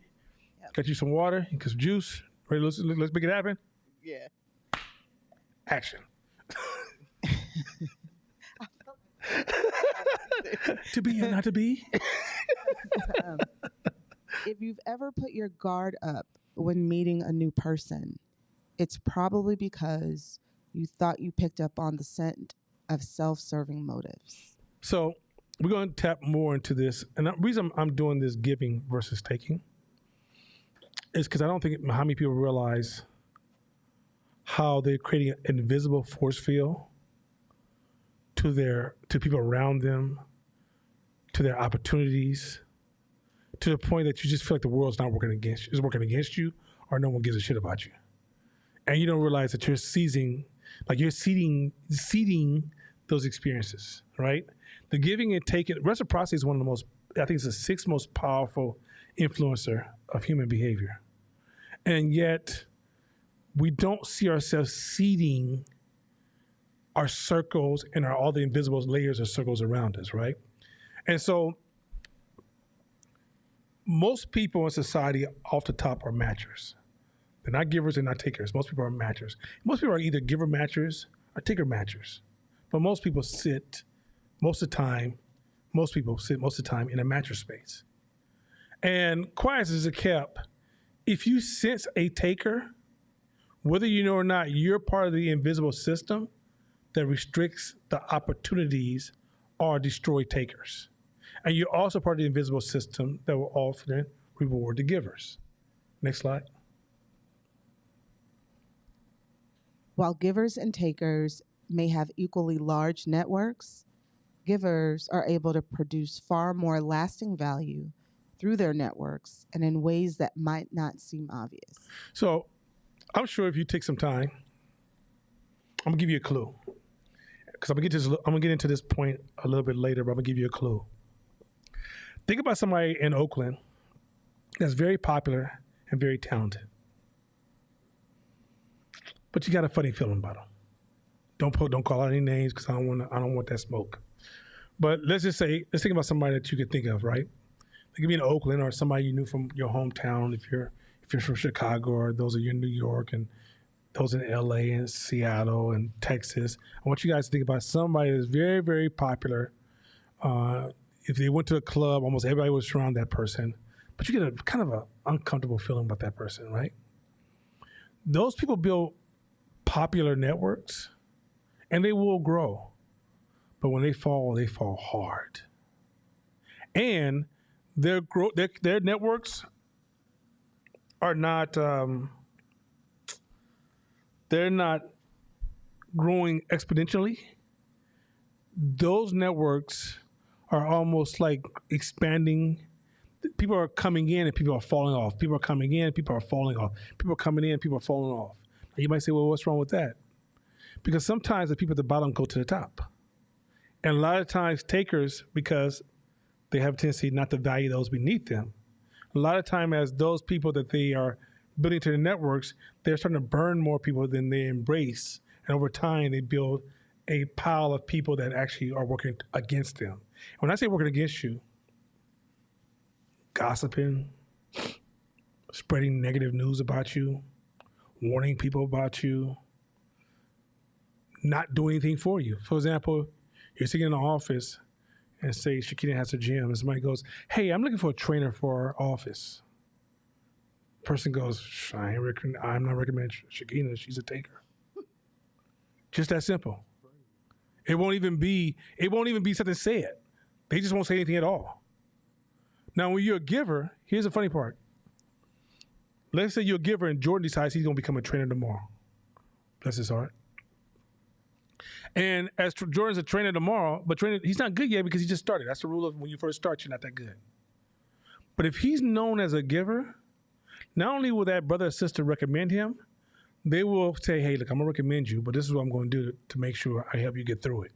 They'll go that extra step to get you to the process. The same person that would not recommend Shakina, who's much more talented, will actually carve a space for Jordan because he's a giver. Now, often givers can be great fakers to the person above them, so they're getting these opportunities. But what happens is that, for example, I taught a photography class back in the days, and a lot of photographers would come to my class. They were all takers. A lot of them were takers. There were some givers, but most of them were takers. I think Juan was a true giver, but most people were just straight up takers. And they would treat me so nice because I was a teacher. Oh my God, they would just, Nana, whatever you need, I'm there for you. Hey, now, if you call me tomorrow, if I say, hey guys, show up to my office, I need y'all all help me move, they'd be like, yo, that's what you need, we're here. But then I would call Shakina every once in a while. I was like, Shakina, how do they treat you? Oh, he shits on me. He don't even talk to me. Oh, okay. Scott, I call Scott. How do he treat you? Oh, he doesn't even like me at all. That's a faker. And so what happens is that, so sooner or later, Shakina becomes a great photographer. And she's sitting next to me the next day, and she's like, that dude sucks. And I'm like, oh, I thought he was cool. Nah, he sucks. And then Scott grows, he sucks. And before you know it, I'll be like, I don't want to deal with that drama. I'm going to go ahead and hire Tennille. It's just that simple. It's a simple, hidden, invisible thing that's happening just because of the way you're showing up. And it's invisible to you because you're sitting going, hey, I'm working just as hard as Nana. I don't understand why I didn't blow up. Well, you didn't blow up because you burned more people than you've actually, even though you're kind to the people that's within your scope, you shit on everybody that's outside your scope. Next slide. Kissing up, kicking down. The true measure of a man. Oh, wait. Do we do it? Oh, did I skip on? Are we doing this one? Okay. Yeah. If we sense a taker, we close our network and withhold help and trust. So takers become fakers. So that's what I just explained. So once you sense a taker, you shut your networks down. So, for example, let's say Shakina wants to expand her space and, like, say, add another floor. And she's a taker. And your uncle is a contractor. And she says, do you don't need contractors? If you offer your uncle, you're going to offer him at the highest price known to man. You're not going to say, uncle, that's my friend, do him a favor. That's one. Two, you probably won't even offer your uncle at all because you don't want your uncle to deal with that trash. Think about the takers in your life. The people that run around and I got to get mine, you get yours. And you mix takers with poor integrity and you're probably nothing. You're probably broke as hell. But some takers have high integrity. And with their high integrity, mean that if they're sitting on to do something, they do something. The problem is that they do it for those above them, not those beneath them. And so a lot of times, when Flight Team Media, my first big contract was $10,000 a day doing photography. This was my second year of photography. It's $10,000 a day. And it's for a pharmaceutical company called, what was it? Elon Pharmaceutical, they gone. And the vice president of the company had a daughter that came to my office. Didn't know who she was, didn't know her daughter. They did a little lightweight photo shoot. I'm talking about 2 hours, $450. And in that $450, I treated her daughter like she was, because I was like, oh, this little girl, I wanted to have a great experience. Like a young black girl coming to a studio to have her experience. I wanted to fall in love with herself. So I saw the human in her and I showed up to the human. I just really showered her with the best experience known to man. Her mother was so blown away. She says, listen, I got the job for you. I will fly you all over the United States. I pay you $10,000 a day. I have a driver come get you. I didn't even have credit. My credit was messed up. She said, I'll make sure the company put credit on every hotel you go to. She put me in nothing but 5-star. I'm not saying, when I say 5-star hotels that if I try to describe them to you, you think I'm lying. Put me in 5-star hotels everywhere. There was one hotel in Georgia where this guy owns a racetrack. This is white dude owns a racetrack, and he has a hotel resort on the racetrack. And I'm talking about French food. Shit was so, I didn't even know how to eat just food to death, right? Mind you, I had never did anything like that day in my life. That black woman stuck her neck out for me, covered all my, I'm a ghetto kid damn near, right? I'm talking about, she's paying me for somebody, mind you, I'm about to walk away with $100,000 over all this work I'm about to do, right? I ain't made more than $1,000 on a photo shoot yet. Let me show you how weak I was. When I got to the first studio, they paid for me to be at the number 2 studio in New York. So when you're there, the guys who's shooting Versace and Vogue, they're walking by you left and right? I walk in there with my camera. I'm like, yo, so listen, I'm about to, I'm here to shoot for Elon Pharmaceutical. I got some clients coming in. They said, what equipment do you want? I didn't know the name of the equipment. I was like, I think I want that light there. I want that softbox there. They said, well, what kind of power? I said, what power system do you think I should have? They said, well, just pass us your camera. So I grabbed my camera, and he said, because my camera was so cheap, he goes, what is this? I'm not lying. He turned to this guy, he goes, hey guys, how do you hook this how do you hook this kind of camera up? Right? And I was like, oh man, because I need to get it tethered because I got an assistant who's gonna look at the photos and tell me if the photos are working or not. And mind you, the assistant shoots for you. You don't shoot when you're at that level. But my camera was so cheap that they had nothing. They had to say, well, we can see if we can order some stuff to put on your camera so it can function with our equipment because it's not even commercial photography, right? So this is how much this black woman stood out for. I broke equipment while I was on set. And I had to tell them close the door, and we were trying to rebend the rods back because the whole light stand just fell over, and the lights is all bent, right? And I was like, close the door. And we in the studio, and I'm doing some old hood shit. We trying to get the rods straight and put it back in there. Okay, that look cool. They ain't gonna never notice nothing, right? That bad. That's how bad it was. But why does this black woman have my back? Because I showed up to her daughter, who was the least of nobody. And the reciprocity made her show up to me, who was the least of nobody.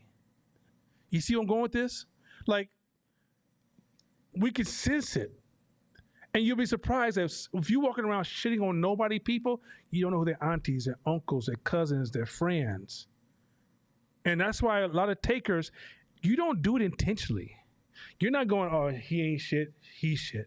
She's great, she's not great. You're just so focused on gaining the attention of those who can help you, you neglect all those who can't. You will literally step on people's feet, don't even know you did it, because you're just too busy chasing Tennille because Tennille has an opportunity for you. You will literally not keep a promise with somebody who's lower because you're too busy trying to keep a promise with Tennille because Tennille is giving you an option. You will literally ignore somebody beneath you because you want to hear everything Tennille has to say. And you don't realize you're moving in this way that where you're literally trashing anybody that's not within your scope. Next slide. Kissing up and kicking down. Go ahead. The true measure of a man is how he treats someone who can do him absolutely no good. Okay, that means how you treat people that can have no value to you. I had a white guy come and fix my rim because Berkeley Bowl scratched my rim a little bit. It was so small. Dude laughed at me and said, come on, bro. Just put some touch of paint on that. You'll never notice. He was right. But anyway, white guy shows up, good guy, right, taking care of his family, struggling as an entrepreneur, high integrity. I was like, yo, man, you should join Hope. I'll give you a free class. Because I know this is not designed for, I didn't necessarily design it for white folks, but this ain't really that kind of class. I designed it because I'm trying to help black folks. But you're a good person, and I want to see you take care of your family. Meaning that he's not even within the scope of who I'm trying to help every day. It's that my heart won't let me be like, as a person who's trying to give an impact, and even though black people is my main priority, I can't watch a kid of any race starve, of any gender starve, of any preference starve. That's just not how I get down. Because the least of us is just as important as the greatest of us. Because at the end of the day, it's who I am. It's not where when you're doing it for some other reason to get something, that's the corruption of it. It has to be how you move, how you get down. Remember I used to say, this business stuff is like being like Jesus, right? Being like Jesus plugs you into a reward system. It's not about, I don't care about the heaven and hell thing. Like, that ain't my choice anyway. I don't get to be like, God, yo, hold on, man. I just audited your data. You off, bruh. I'm going over here. You tripping. Like, that ain't how it works. It's like, that's not enough for me to call for, right? It's really like, what is the value of showing up into this world a certain kind of way, right? As you do your self-work, a lot of this stuff comes to the surface. But if you try to fake it, but you're still hungry for your career, and you think these are only people who can serve you, you're still going to be a taker that's looking like a faker. At some point, you got to enjoy giving. You got to learn that giving is your greatest joy. You got to realize giving is your greatest reward. You got to realize that you're not here for yourself, pimpin'. You ain't that damn important. I was talking to somebody the other day, and I was like, yo, tell me about your great-great-great-grandfather. What? Tell me, what was his emotions like? What the fuck are you talking about? I said, well, was he a mean person, good person? Do you love him? It's like, I can't feel that. I said, guess what? That's like I'm gonna feel about you one day. About 3 or 4 generations from now, all this drama you talking about, the world don't give a fuck. Next one. Keep going. Finish that slide. Go back. We didn't finish that slide. Takers may rise by kissing up, but they often fall by kicking down. Mm-hmm. As takers gain power, they pay less attention to how they're perceived by those below and next to them. Meaning that it's not that people beneath you and people next to you become a bias. You can't see them. Going back to what you said earlier, you can't see how your brand is showing up to those people. So you think, I am this person, I'm doing these things. You can't see that. Shakita just did exercise, and everybody in this room could do the same exercise. You can't see how others perceiving you. So because you're so focused on people in front of you, they think you're magnificent, and you'll listen to them tell you how great you are. And then when the person from the side and beneath you try to give you feedback, you be like, I don't know what you're talking about, because everybody I interact with say I'm great. Huh? That's the people you focus on. They're now outside of your scope. They're all noise to you. Next slide. Most people are matchers. Mm-hmm. Their core values emphasize fairness, equality, and reciprocity. Mm-hmm. When takers violate these principles, matchers in their networks believe in an eye for an eye, so they want to see justice served. So real quick. So when you're a taker, there's a whole bunch of invisible people who are working against you. So a lot of you guys now, so a lot of people who are takers are on television talking about all these haters out here. When last time you heard none of us sit in this class talk about haters? You ain't never heard me talk about a goddamn hater. Anybody knows me closely, I ain't never said people be hating on me. That means there's an invisible power working against you based upon the way you are showing up. And matchers are all you guys are, so many of us are matchers. And many matchers in the community are deputizing themselves every day to bring your shit down. Now, here's the funny part. Let's remember this. Now, keep this in mind. Stay with this thought for a second. This has nothing to do with morality or your emotions. This is like a mode of operation that's happening in the background that you are not aware of, that you're underserving.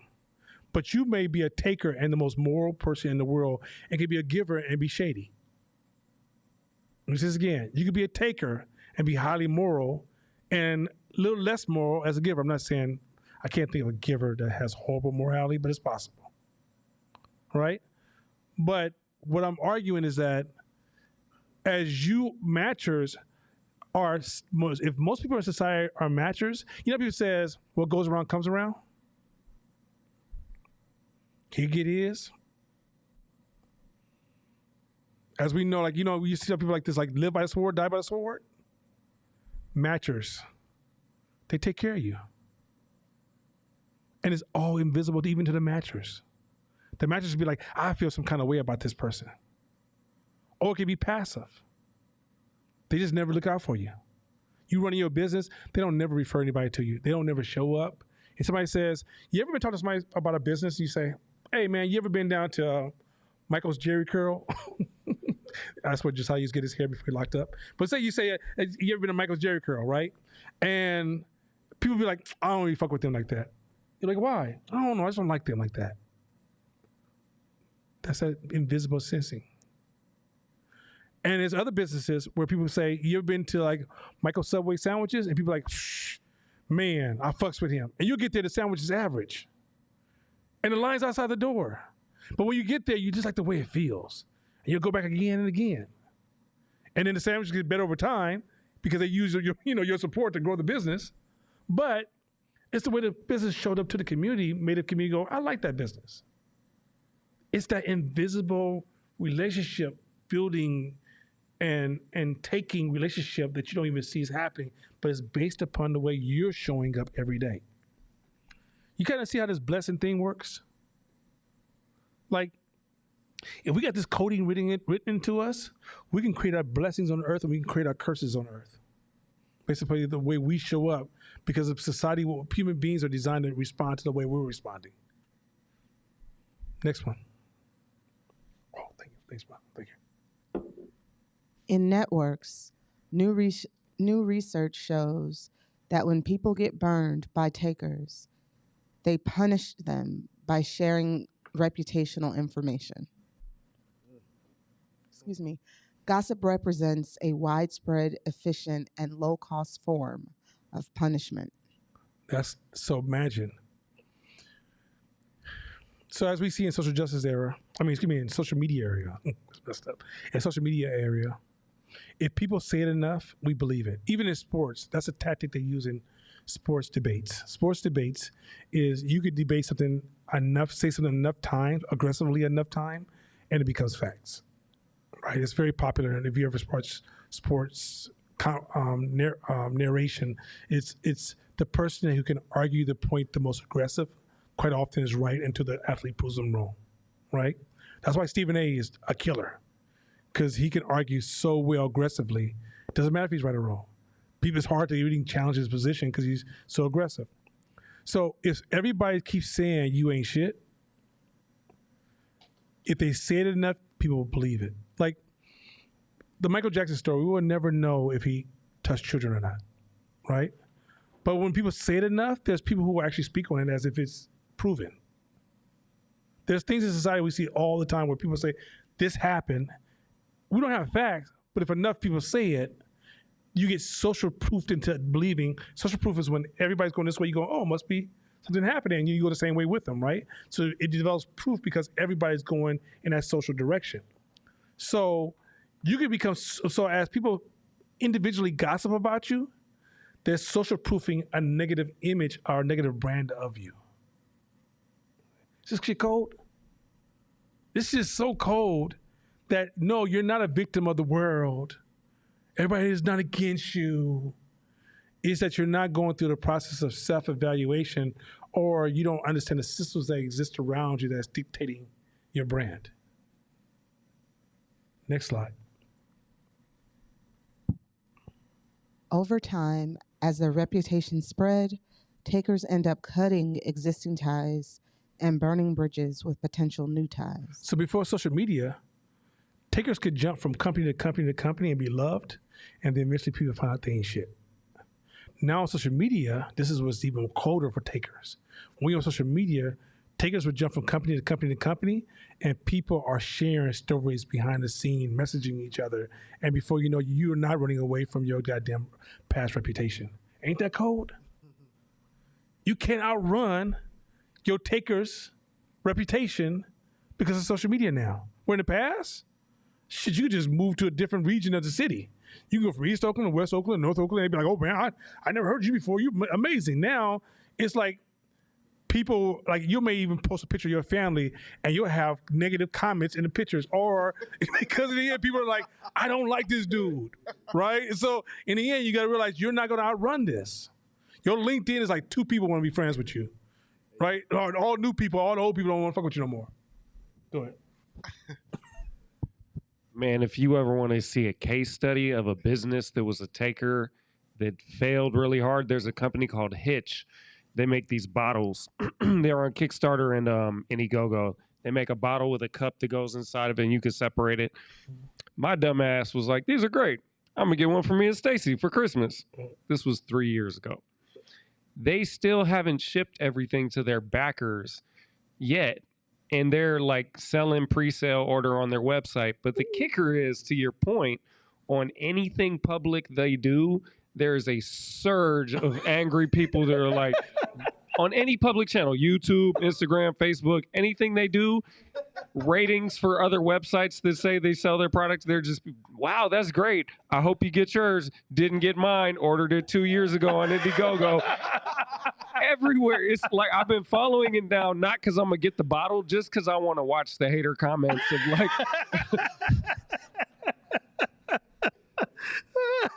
Hey, social media is a cold game to takers now. It is. I mean, think about this. Like, Herbalife was working really, really well until it hit the media. Because Herbalife was hitting people individually, burning them.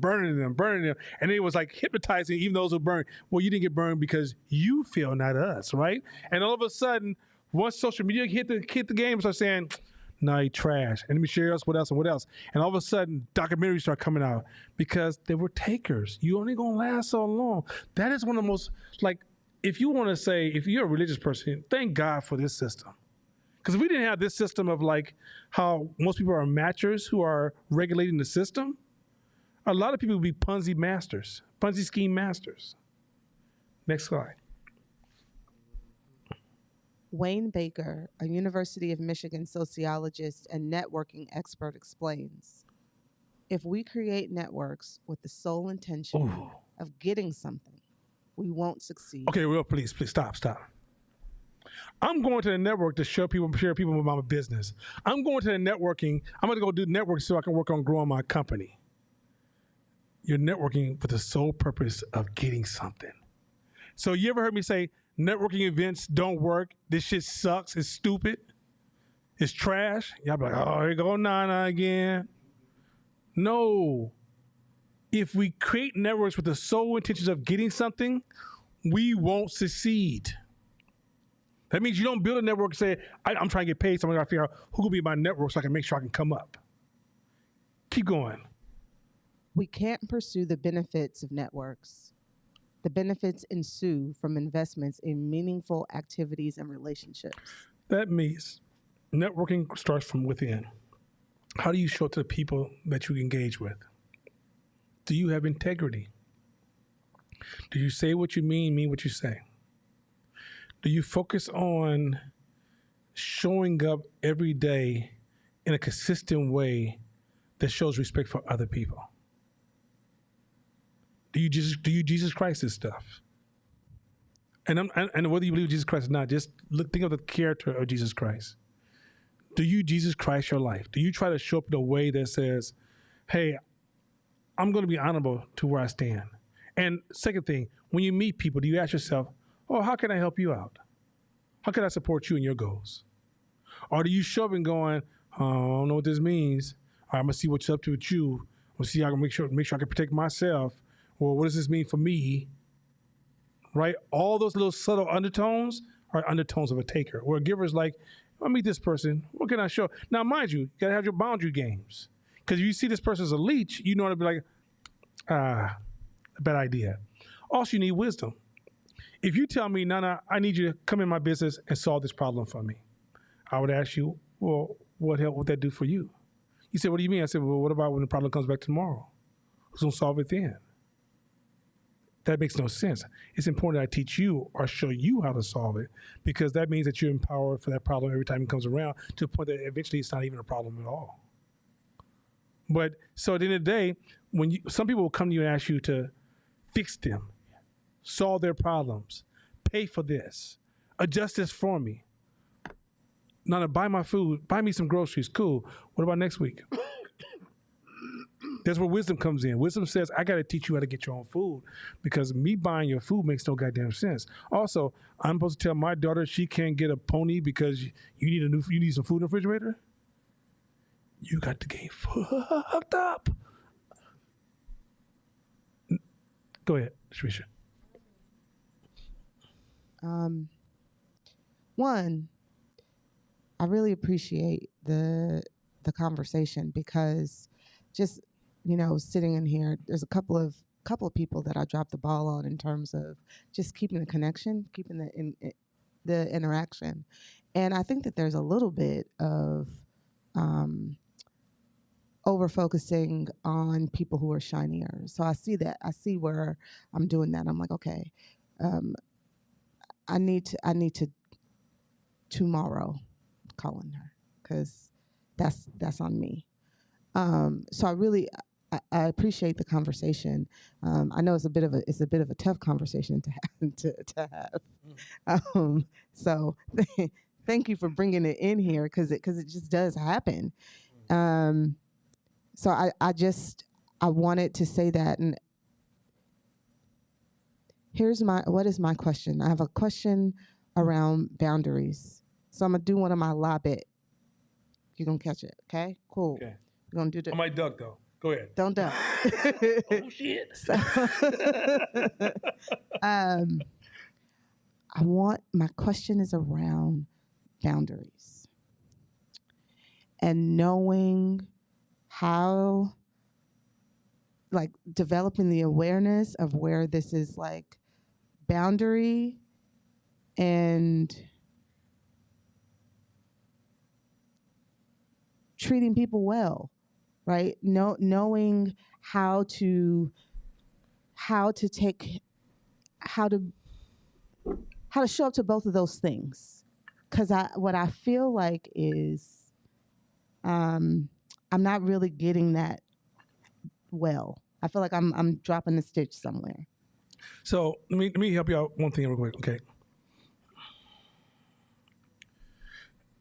You ever been at a critical point in your life, like say you gotta get ready for your master's degree, all right? Or you get ready for finals.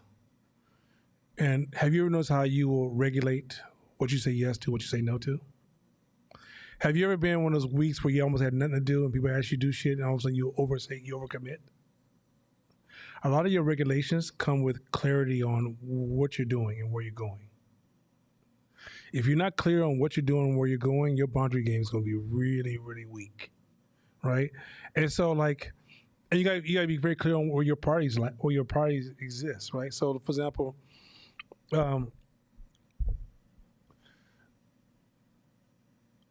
you also have to train boundaries. I'll give you an example. So you guys know I work out 5 days a week, and 3 of those days are on work days. I trained everybody never to call me because I won't answer the phone. I don't answer the phone. And if I do answer the phone, it's an emergency, I'll be like, is this important? Which lets you know bad timing, right? I train people on what hour not to call me. Everybody knows don't call me before 10 a.m. Anybody knows me, anybody in my circle knows, call me before 10 a.m., you just probably sit and listen to my voicemail because you're not gonna get a response, right? I set these boundaries just to train people how to give me my space. In my house, if you're at your house and you got a family and everybody keeps talking to you, hey, what about this? Hey, did you pick up this? Pass me this real quick. Hey, what do you think about this? Hey, can you take the trash out real quick? Hey, hey, let me take this new joke. When do you ever have time to read? You got to call. So with my 4-year-old daughter, I say, hey, this is homework time. She knows, okay. Shakira, close the door. Come on out here. Dad doing homework, right? That's a boundary. If you ask me to do something, I always sit down and I never respond from, good is not a strategy. Good is a long-term play, not a short-term play. I'm not treating good like it's a joint or getting drunk. I just need to get good. I need to feel good real quick, right? Feeling good is, there's people in my life I've never given any money to. Now, I will give them money if it's the right call, but it has to be the right call. But I helped them make more money than I give them. But I could have easily, there's been times Shakina in her business in the early stages, she'd be like, this is happening, and the ceiling is falling in. I'd be like, well, this is what you're going to do. I could have easily say, here's 2 G's, solve it. But how did it even get there? See, good sometimes cut out half the story. How'd you get here? Why are you stuck in the Mojave Desert in draws? You just gonna tell me that you just got in the car and somehow you just your clothes just fell away and then the car just took off when you got out because it was a self-driving Uber and now you're just sitting in the middle of Mojave Desert with drawers on? Why is that important? Because you can't bring me into your drama circle now, right? Because once I start helping you, I'm just part of the problem too. It's like, you guys seen the over-coddling mother who makes a soft son because she never let him have a problem, right? And so there's spaces. Now, I have another rule. That's a rule that anybody that knows me for a long time knows this rule. Jasadi, Shakina knows this, Scott knows this, Josh knows this. I don't help you move. I don't give a fuck who you are. And I've been saying that for like 10 years. Do not ever call me. I did my last move in my 30 or maybe early 40s, and I said I will never move. We moved our own house, and Shakira didn't hire enough people. I drove down to Home Depot and grabbed 3 or 4 of my Latino brothers and said, yo, y'all want some money today? Because I ain't picking up. I didn't even sweep. I do not. I hate moving. That's my boundary. No, I have an emergency. I say, well, check this out. This is what we're going to do. I got a plan for you. Because what I'm not going to do is get out of my house and help you move that shit. That's not my area of expertise. I don't like moving. So if anybody ever talk to me, they'll tell you, when we moved our offices, we had all these young bucks working there, all these young brothers and young people there and shit. I was like, yo, you're young, go move that shit. Okay, put that over there, put this over here. Make sure don't you break my shit, right? That's a boundary. I don't care who called me. He comes in after we move everything. Okay, yes, I'll move that. like I do not move. I set these boundaries because at the end of the day, it's like I know I have this honest conversation with myself. I analyze other people, how I want to show up. I get to choose how I give. You don't get to choose how I give. And I learned that from my grandfather. This one guy came to my grandfather and asked him for some money when he had his shop, right? And my grandfather was like, I don't want to do that. And dude started raising his voice, and my grandfather started rubbing his pocket because he had a gun in his pocket. He said, you will never tell me how to give. I get to choose how to give. I'm a giving person, but I make that choice. Once you let other people make that choice, you're awash. You're like sand on the beach. You have no value. In order for you to be that rock of Gibraltar, you got to figure out your destination. Next slide. Oh, no, she didn't. That shit is hella tight. My daughter watches this show. By the way, the new version of that, I can't watch it. It's too weird. But the old version is hot. That's hella tight. Daniel, hella tight. Daniel, if you listen, you hella tight. That's hella tight. I didn't even see that slide. Next one. These are signs of a taker. All right, Shabishi, ready? These are signs of a taker. Self-glorifying images, self-absorbed conversations, and sizable pay gaps can send accurate, reliable signals that someone is a taker. Hint, if you are a genius, you're probably a taker. Let me take that one apart. Can I take that one apart a little bit? I'm about to hey, y'all online, y'all about to be irritated with me. Some of y'all, woo, but guess what? Don't get mad at me, get mad at God. Anyways, I've been wanting to say that all my life. Woo! Sorry, Pastor Chris, I had to step on your shoe just for 1 second. I know there were some expensive shoes. Anyway, let's take it from the top. Self-glorifying images. So, self-glorifying images. You ever been on Facebook and the person just keeps posting pictures of themselves? Look at me, look at me, look at me, look at me, look at me. You're probably a taker. Did that fuck you up? If you think about those people who have a lot of images of themselves, I'm talking about a lot of images of themselves. They're takers. Not bad, but once again, take this out of the moral space. Because it could be a survival space. If your whole life, think about this as a taker. Takers often represent trauma, bad experiences, were born in taker environments, survival spaces, right? Most they don't feel like they're good enough, right? So, and most black people don't feel like they're good enough. This is the branding of Jim Crowism and slavery. It's made us feel, it's almost molded us into takers who are really, a lot of us are really givers at heart. We really want to be givers, but you try to be a giver amongst takers and you got taken. So many times that it's to the point that it just started making sense to be a taker. Takers just sounded more rational. Like somebody who spanks a child, it sounds rational. You'd be like, well, he's causing, to their brain, I don't know what you're talking about. I'm gonna whip his ass, right? But until they get to the other side, they realize, oh shit. But if everybody around you swoop their kids, you ever try to tell a person to stop using the N-word, but all their friends use the N-word? You ever seen the success level of that? Pretty bad, right? I'm gonna stop, dog. I'm gonna stop. And they say, you my, and they just they just say it again. You're like, I just told you to stop. I know, but sometimes you gotta say what you gotta say though, right? Right? Because in the end, they're normal. So self-glorifying images, self-absorbed conversations. You know what I think? You know what I was going through today? Oh, let me tell you what happened to me. Oh my God. You know, see, so last week I hear you, but takers. Let me tell you how that works in a group of people. You're sitting in a room full of people. The conversation's going around, and we got this subject that's in the middle of the room. We're all taking the subject and we're twisting it and turning it, right? And as soon as the subject gets to you, you make it personal. You can never it can't be a disconnected conversation about examination of an idea. Well, I don't know how that feel. I feel like this is getting personal. Oh, y'all got me fucked up. What do you want to happen? What do you want to happen with your family? Well, you don't take what I want. I want my family to be happy because I never had a happy family. And I know that if I can't have what I want, then my family will never be happy. Wait, what? What? Wait, what? Most black parents in the black community, a lot of black parents in the Bay Area community that I grew up with are takers. They're too busy looking out for themselves, they can't even see their own kids. I said, what do you mean? Have you ever heard men talk about baby mamas?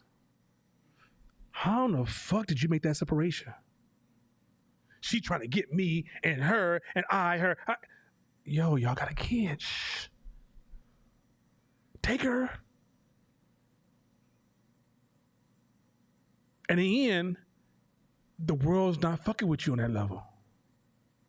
Keep going. No. Boy, you change that slide one more time. Since takers. No, we go to sizable pay gaps can send accurate, reliable signals that someone is a taker. Silicon Valley is full of white boys who are takers. Black people, there was a time you had small companies and you had corner stores and you had newspaper routes and you had all McDonald's and fast food and all these opportunities locally and small businesses that provided you jobs that taught you civics. It taught you to value your communities. It taught you to build a relationship to the world. It taught you values that you currently live by today. And then these group of guys came in and they started to build their careers and absorb those industries. And they give rewards to people that fits within their industry. And the takers, because we say takers, not because they're bad people, they can't see. Remember, you can't see people next to you, you can't see people beneath you. They don't see that you starving. They don't see that they have drained your resources. They don't see that they increased your homelessness because when they start buying, you know, when the number one purchase, one of the latest, most popular trends in Wall Street is real estate. So as they buy up these houses that usually cost $60,000 to $80,000, they usually run drug programs that would keep people, that would actually heal people, keep the people that you see in the streets in a house, taking their meds, functioning in society. Those houses don't exist because corporate purchased them, money purchased those things, and now the people beneath them, because everybody's in a taking game. We built an economy based upon these principles of taking. And in Silicon, and so then the reason you know they're takers, how in the fuck you worth $24 billion? Let me try to say this again. How many years you think you're gonna live on this earth? 24 billion is $2,400 million. No. $24,000 million is 24 billion. $24,000 million is 24,000. $24,000 million is 24 billion. Your interest rate is more than you can spend almost in 1 year. If you just got 10%, which is conservative interest return, conservative, right? I mean, you make $2.4 billion a year. How and why? Why is that? I'm gonna get into something in a minute, but when we get to responsibility bias, I'll come back to that point in that issue. Okay, let me see what's the other one.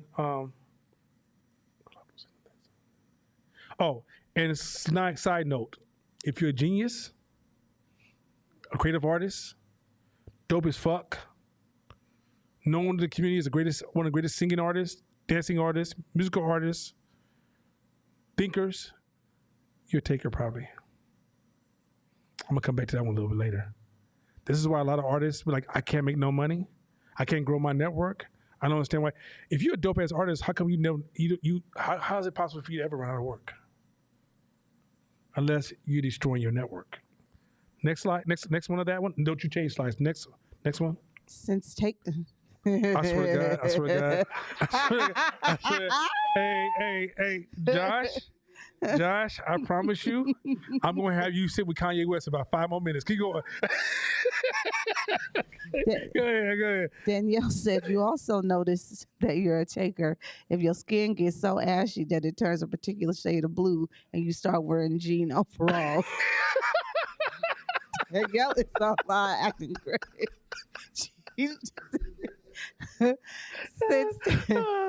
I love that. Yeah, I love her. Since takers tend to be self-absorbed, they're more likely to use first-person singular pronouns like I, me, mine, my, and myself, versus first-person plural pronouns like we, us, our, ours, and ourselves. Okay, so watch this. You're CEO of a company, or you're head of your company. You got 20 employees, 50 employees, 400 employees, 1,000 employees. Somebody happens to walk in the office and they say, "Hey, you built the iPhone. Tell me about that." Well, what I realized when I built the iPhone was do you understand how many people you just hurt? Did you see that? But if you want to be a powerful leader, you say, well, we here, what we did, what I thought you didn't know, my team, I want to bring some of you guys up real quick and acknowledge your contributions. And when we believe in ourselves, takers don't speak like that.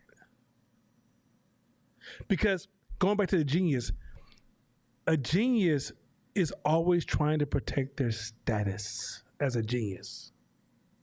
And sharing that status with others is counterintuitive to protecting and growing that status. So if the cameras all come on me, guess what?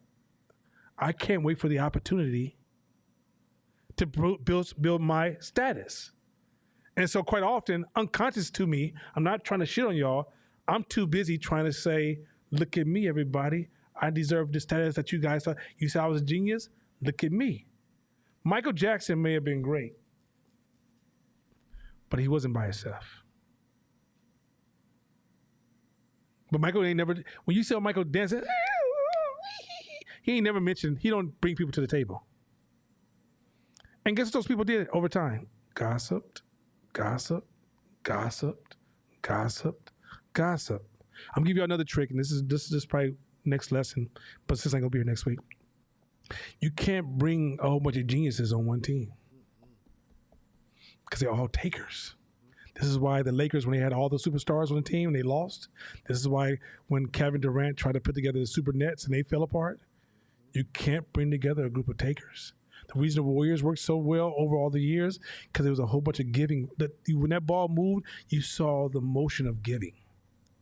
Steph Curry would come down the court. If you ever pay attention, like you watch Jordan Poole is like a taker. He comes down the court, he's like, I'm going to prove I can take this shot, right? Carmelo Anthony's a taker also.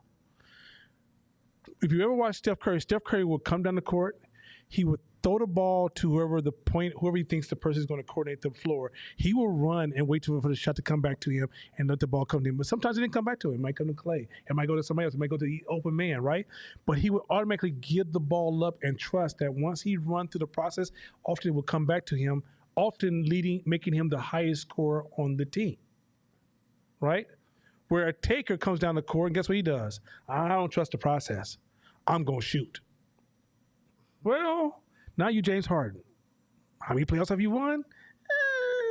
Now, James Harden's playing different this year. But if you look at his previous years, he was a taker. Keep going. Huge photos of self or too many photos of self. I mean that when you do articles or in your business or you do prints in your business, there's too many pictures of yourself.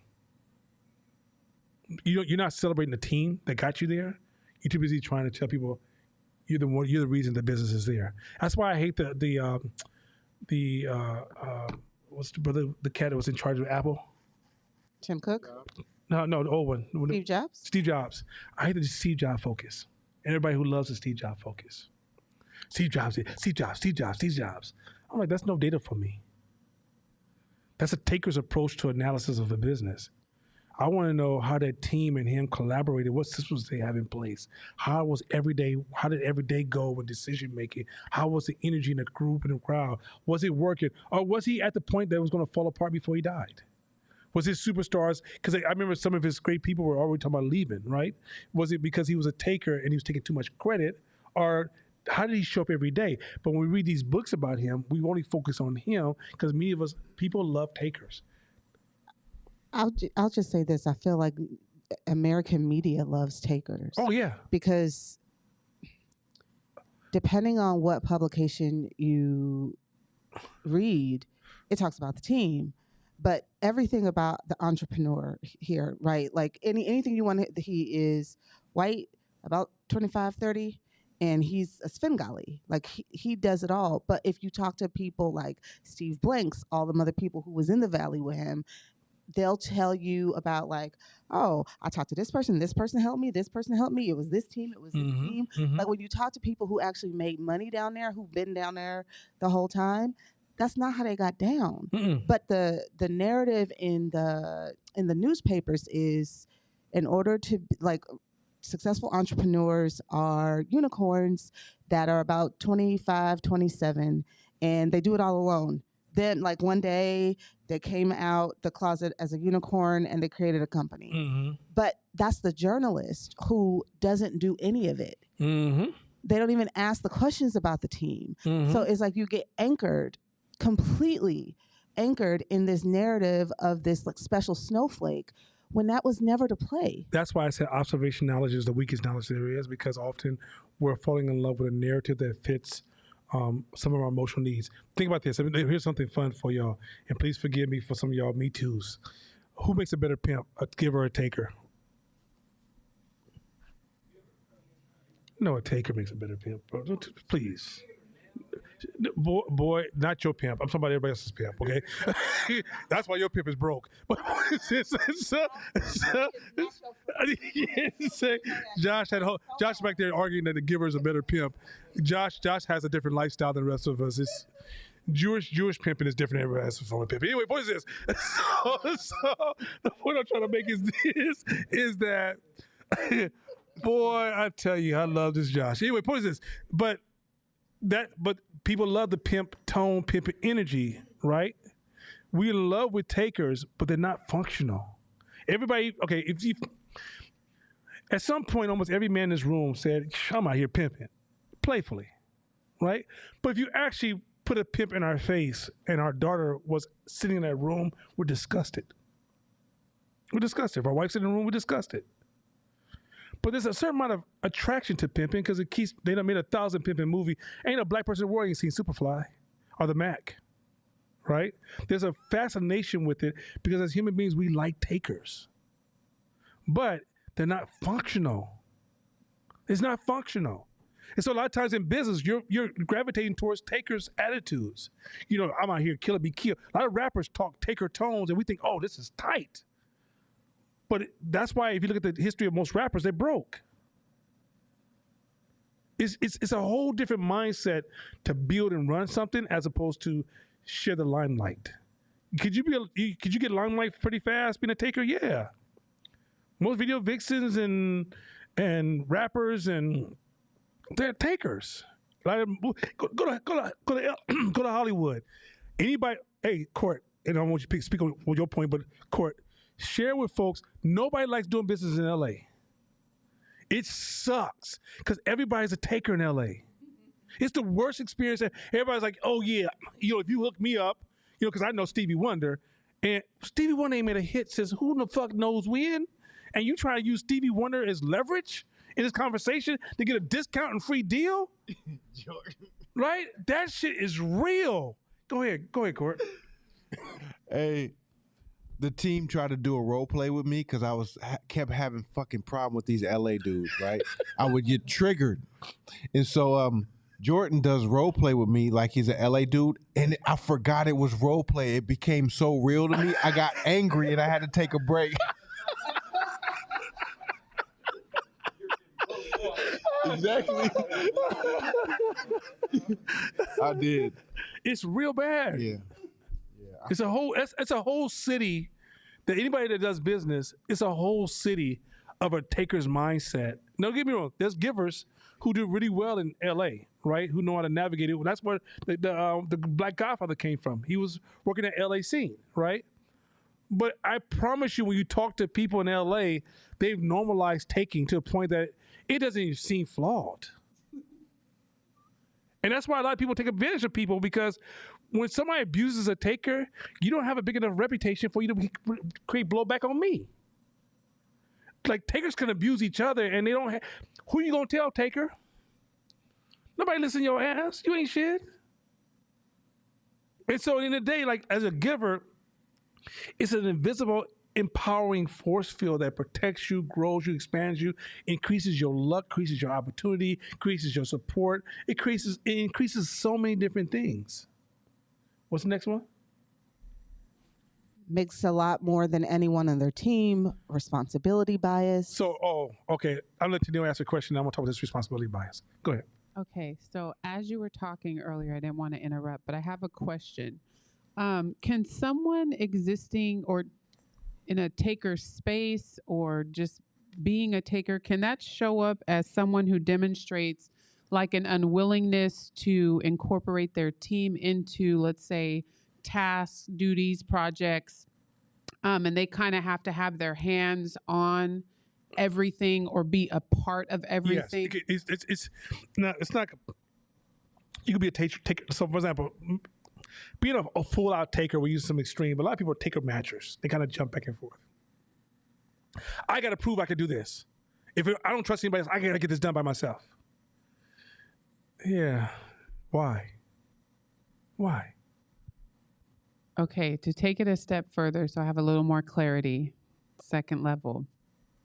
I was thinking along the lines of a lot of times people will overwork themselves to be seen, right? So rather than say, hey, she and I can collaborate and get this job done quicker, I'll take on 5 things so that Nana sees that when this, say I created this slide, he's gonna say this slide is hella dope. And, you know, I'm just using this as an example. And I'm going to be accredited for that. So that like does something for my ego. And then it also motivates me if I'm in that space to want to continue in that space, right? Because it makes me stand out. Like I think about at 5'10", there's so many creative people there that are really just raw at what they do, right? Because you just don't hire people that aren't. And I think about how do people, you know, how do people not be in that space where they're, you know what I'm saying, constantly like using that to be seen, to stand out amongst peers that are at. Well, first of all, okay, so the assumption, so you said taker so many times, and just your explanation, it was crazy. How do I, which example of a taker, right? 2 is the story you're telling, going back to the course example, which I thought was so fucking amazing, that exercise. You think this is how you're showing up, but you don't realize you're actually breaking the system, because anything great is done by, okay, you're making me go into my next lesson, but okay. This is why a genius often is a taker. A genius thinks that they're there because of them, right? But somebody who really understands their greatness is because of y'all, right? So when I was doing photography as one of my occupations, I became great because of Cola, Dre. Now I trained them, but then when they reached their maturity, then they influenced me. Even their growth, they was influencing me, right? Even their feedback. When I would take a picture, I go to Mashama, hey Mashama, what do you think about this? He would say, tight, right? And I valued his opinion so much, I'm like, all right, I gotta work on my shit, right? So then when I turn to the outside world, y'all be like, oh, no, you hella tight. They made me tight. If you take the same me and you put me, this is where it happens. You take the same me and you put me in a losing space, I suck. I mean, if all the photographers around me sucked and I was getting praised for mediocre work because they sucked, right? Then I'm thinking I'm dope as hell, but I'm being measured by the lowest possible standard of them all. You see where I'm going with this? So ultimately, the whole perception that your greatness comes from you is a mental distortion that got you playing a game that's making you lose because you don't harness the power around you and you don't see the value they have to offer. So go back to that, getting that report ready. Yes, you may have a lot to offer, but if you sit there as a person and say, well, how do I make this team hella dope by my role to play on this team? That same team will see it. Oh, you seen. And that same team will say, when your turn is to shine, they're going to get right behind you, push you up. And that team will never let you fail. But when that team seeing you keep going rogue, when you fall, they'll be like, yeah, I told you she's going to fuck up. I told you she'd be fucking up sometime too. Now I told her to do it this way, but she did her own shit. And they'll secretly gossip to bring you down and you're not doing it for negative reasons. You're doing it because I want to show that I'm really committed and I really want to do this. But guess what you're doing? Because you don't feel like you're good enough, first of all. Not saying like you don't feel good overall. I'm saying when you came into that room, you don't feel like you're good enough to be in that room. So then you're going to do all these extra things to prove that you're good enough, making you a taker. As opposed to, how can I support whoever in this room to make you dope? And by making you dope, I become dope. This is why you got to be a follower to be a leader. It's because as you follow and support other great people, those great people will push you up to be great. Ego is the enemy talks about that all the time, where you focus on yourself so much, you destroy all your opportunities, right? It's a hidden process because in the end, you're in self-preservation mode, self-development mode, self-growth mode, but you're just in self mode. Let's just make it simple. So in the end, all I can see is me. All I want to talk about is me, where I can feel it. No, I said, what happened to you last week? I was processing like why I make certain decisions. And, I realized and then but I'm working on myself. And what I'm going to do is I'm going to this. Oh, shit, I got to go. It was so nice talking to you, Nana. You're just the best person ever. I just love the way you talk to me. I didn't say shit. I remember we did a retreat and there was takers leaving that retreat. And they would see me next day. Oh, I'm still working on myself, and I'm literally a car is about to hit them, like some kind of life. I'm not talking about an actual car, but like some type of life situation about to hit them. They can't even see it. I. That's a perfect example. It has, and here's the thing. Is your morals questionable? No. Are you a good person? Yes. Are you somebody that people can love? Absolutely. But you won't even maximize that love. I'm going to share a story with you real quick. This is going to be my uncomfortable space. When I was in my 20s, a young woman taught me how to have sex. Better. You understand me? I knew what I was doing. I mean, I wasn't just bumping the walls. You understand me? I knew what I was doing. But I was horrible. You know what she taught me? She was this beautiful young woman I was 28, she was 24. She was at San Francisco State and she was learning to be a sex therapist. You know what she told me? She said, the trick to better sex is become a master giver. Just give, just to the person you love, just give. And she did that shit to me, and I found myself into all kind of shit I'm not supposed to be into. And I'm talking about back then. Now, I'm a grown-ass man. But back then, I was like, oh, I do when you, back in, okay, y'all not in my age group, but in my age group, Jordan, when we were young, we said, oral sex, That's what we said. And remember, that's how we talked in our teens, right? In our teens, we said, no. This girl had me tearing down all my rules. And here's the point. She never told me to remove my rules. She gave so much to me that she implemented reciprocity on me, and I found myself showing up to her in ways I'm like, I don't know what the hell is happening here, right? It fixes relationships. Some of y'all being matchers in the bedroom. Well, if you don't do this for me, I ain't gonna do shit for you. You know what I mean? If you don't give me this, I ain't giving you nothing. This is why you ain't gonna never get shit. Practice this giving game, because sometimes people have traumas that got nothing to do with you. And when you give, you help them override their trauma and say, oh shit, you're the safe person for that matcher. You ain't gonna, if you become a giver, don't expect you're gonna marry a giver. You might marry a matcher, you might even marry a taker. But if you want that taker to show up as a giver in your relationship, you gotta give to them to make them comfortable and say, hey, this is a free trade space.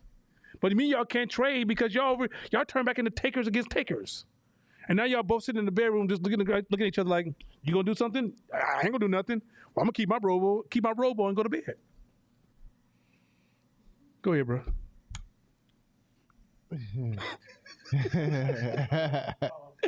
Hard act to follow. I was thinking about depression. And so a lot of depression can arise in takers because they think so much I'm not where I should be. I'm not where I'm supposed to be. I'm a genius. How come I'm not getting my props or my riches or my this or my that? And you get so consumed that that's how a lot of people get depressed. Versus if you are of service, then you are willing to come last. Then it's hard to become depressed when you're in the middle of service to something or somebody. 100%, 100. That's just 100. Oh, you said so to take us display mobility. Last one. An inflated sense of self. Responsibility bias. I didn't hit that one. You ever in a relationship? If you're in a relationship and somebody asks you, a man and a woman, say, let me ask you guys something. How much do you contribute to the relationship? If you add it up, you would not get to 100. You get 150, 130, 140. Everybody always automatically underestimates, based upon responsibility bias, the value other people add to the group. If you're in a relationship with somebody, you will always underestimate the value the other person adds to the group. I struggled with this for the first 5 years with Mashama. Mashama, you get this done, because man, I ain't got no time for this shit. I did it last week. Oh yeah, well good. I'm saying I trust you. Thinking like, damn, what is wrong with me? I would underestimate him all the time. So now I have to call him now and be like, okay, Mashama, did you get it done, man? Did you get it done? Yeah, I got it done. Yeah, I know you did, baby. Because I'm thinking I have to fight myself because you have a natural responsibility bias. So the reason takers have a tendency to steal from their employees, not give credit to their employees, and not show up for their employees, because in their brain, they didn't see the responsibility. They had the responsibility to the situation. They only saw their contribution. So when you finish, like for example, when Shakina built her gym, she's going to see her 99.9% contribution. She won't see anybody else's contribution whatsoever. They could have been there working every goddamn day, using their time just as equal as she used her time. But in her brain, when you focusing on self, you easily see yourself and you exaggerate your value. So you end up becoming, the reason you end up neglecting your employees, paying them the wrong amount, showing up to them wrong, sometimes even hollering at them when they shouldn't be hollered at, or not even seeing the value in them, is because when you're a taker, you overvalue your role in the group and you undervalue everybody else's role in the group. So it's really easy to be like, oh, they didn't do shit. But when you actually, if they ever sit down and tell you what they did, you're like, what's wrong with me? You literally say, what's wrong with me? Because you're not doing it from a negative space. So in the end, it comes off to people that's underneath you that you don't value them. You don't see them. So when somebody says, hey, when you built Core Smith, tell me about that. And you're like, well, I did. I went through this and this. They're saying, but I actually did that. What the fuck? Why is he not acknowledging me? I actually designed that. I actually was paid up for 3 days working on that shit. He can't see that if he's a taker. Now, if he's a giver, if he's a fucking giver, this is the coldest shit in the world. This is how you defeat the responsibility bias. You're practicing every day standing in the feet of other people, sitting in the shoes of other people. You try to imagine being everybody around you all the time. You know why you're doing that? Because you're trying to see them. You're trying to understand. You're trying to hear them. If they say, I hurt, you go, shh, yeah, I kind of saw that coming. What? You saw it coming? Yeah, how you doing? You okay? Come over here, sit next to me. How the fuck you see that? Because I'm every time when I see you, I'm not okay. You know how you when you're talking to somebody, you can pull yourself away and you can observe the conversation from afar. So I'm talking to you, but I'm actually observing myself talking to you, right? In that observation, many of us are seeing ourselves talking and then talking to ourselves about the way we've shown up to that moment about ourselves, and then we're thinking about ourselves. When you're practicing giving, you're actually in that moment trying to get into the other person's shoes and really see them, hear them. And when they say things you may disagree with or don't understand, it sparks curiosity, not a challenge. This makes you a hell of a manager. And here's the thing. Then you find out you have hella blind spots. And that's where the questions come from. So now, let's say Shakita worked for me and she did something I didn't understand. I'm in her shoes. I don't understand it. Then my brain is trying to go into defense mode. Man, she probably just fucking you over. Because, we come from the hood. Man, she probably don't give a shit. All these sisters, they don't be giving a fuck. Your brain get into real labels real fast to protect you. And you go, I'm in her shoes. I just don't see why she would do it. Hey, Shakita, why'd you do that? And it's a real curious question because you're standing in her shoes. Now, when a taker does it, let's say a taker try to use that same method. I'm going to question them. I'm going to use curiosity because, 5 media hope said use curiosity when you get to this space. Shakita, why the fuck you do that? Accusatory. Because in your mind, you can't be her. You on the other side defending yourself, and you're waiting for her. You better, Lord, because I'm about to hit you in your mouth. You better say something good. You're in total defense mode. But when you a giver, you're sitting in their shoes going, why did you do that? Every once in a while, you may hear somebody go, because I didn't like your ass. You're like, whoa, what the fuck for, right? And you deal with that the way accordingly. But I'm saying 9 times out of 10, it's not going to be that. They rationalized it differently. And it's an opportunity to train your employees to make them doper. You can't, when you hire employees, it's hard to give them a manual that tells them to do what to do every time something happens in anything in the office. It's almost impossible. A lot of the training comes from the way you talk to the people beneath you and the people next to you and people above you. But if you're always operating from a space of self-protection, you're destroying your training system down because you're barking orders. You're not operating from a space of insight, discovery, alignment.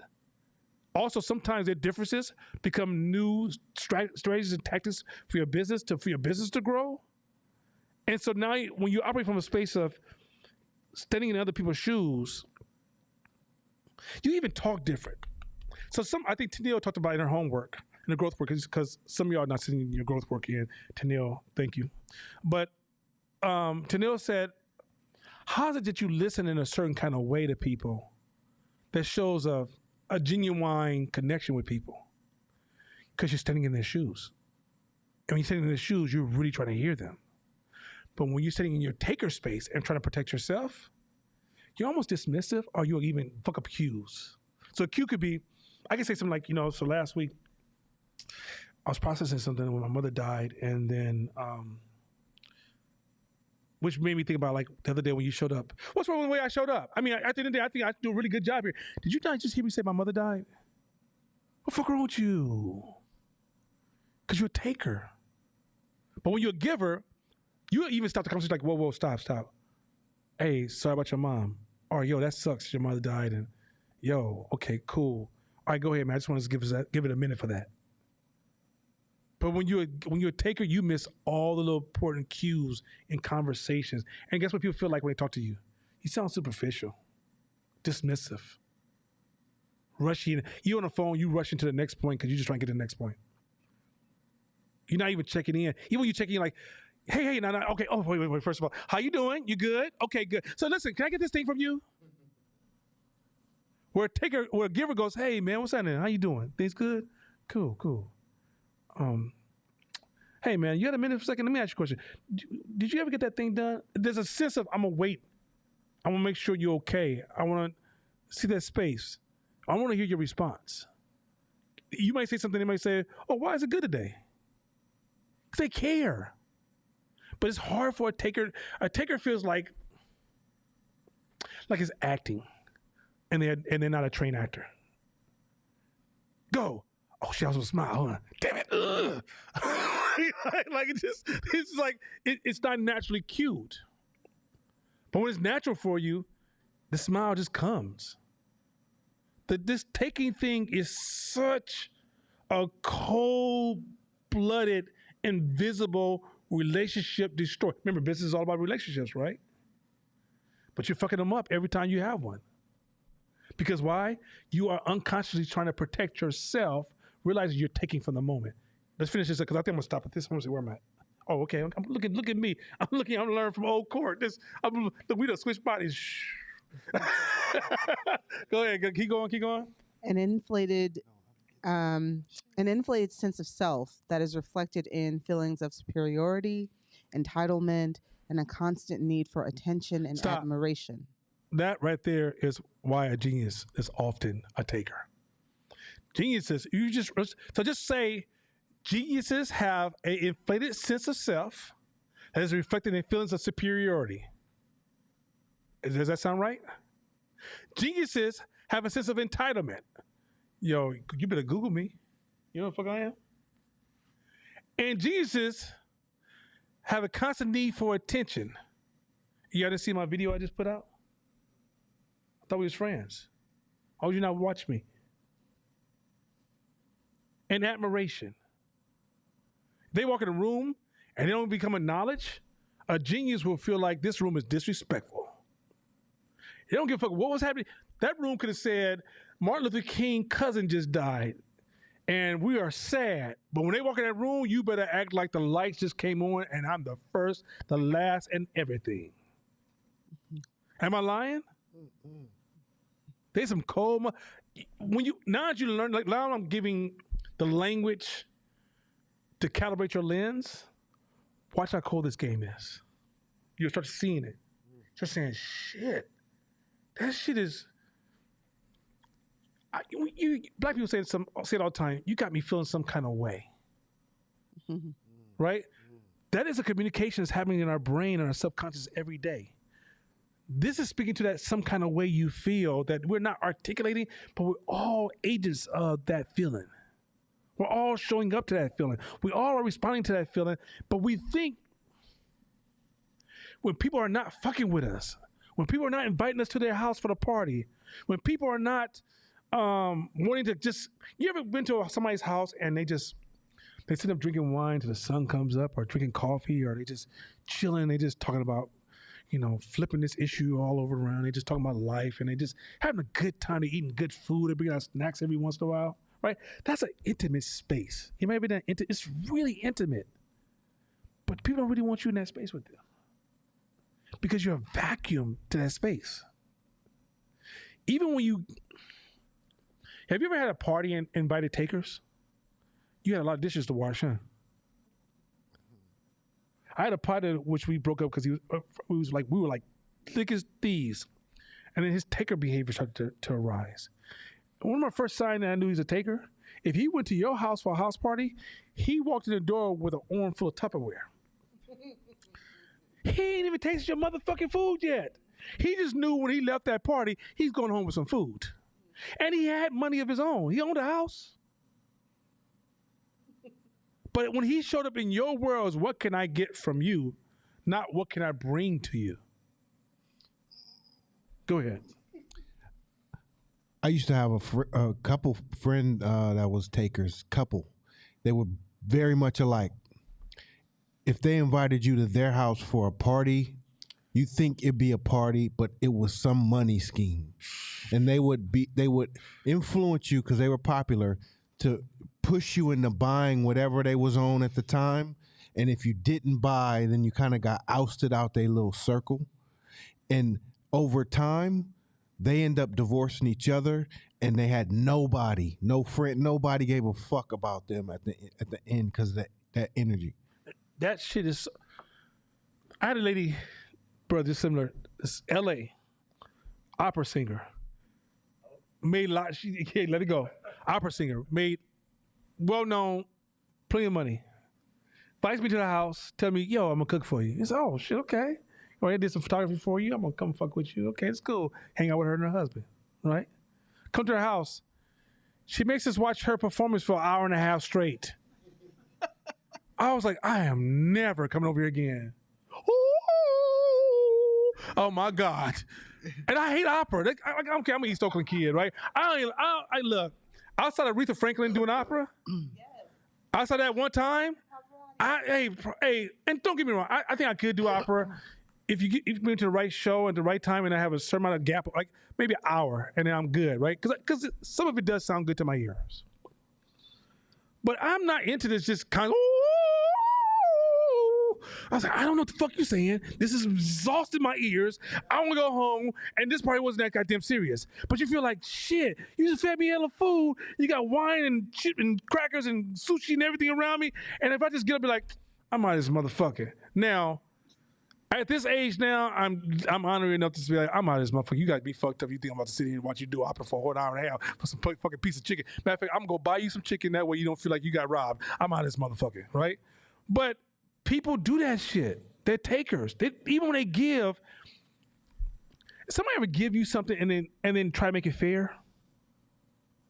Look, I'm gonna give you $100, but I tell you, I'm gonna take 25 back because remember last week when you did this one thing. Plus, I gotta take care. Since I helped out, I think I deserve 25 of that. But here's your 75. Are you fucking serious? When you give, fucking give. Are them strings attached? Go ahead, Josiah. Josiah's like, what about that time? Go ahead, Josiah. No, but Josiah's good. He's a good brother. I'm just playing. Nah. So like, what are some ways have you noticed that you can utilize, like when you see a taker in business, like in negotiation situations, where you can like use this to your advantage? That's a good question. Have I seen a situation where usually takers are not good at negotiators? I haven't seen too many takers. Oh no, I'm sure there's good takers, good negotiators. Yeah, because car salesmen be whooping that ass, and they be in a straight taking position, right? I'm not sure if it applies in negotiation like that. I think it's more or less like takers and givers is not like immediate, obvious action.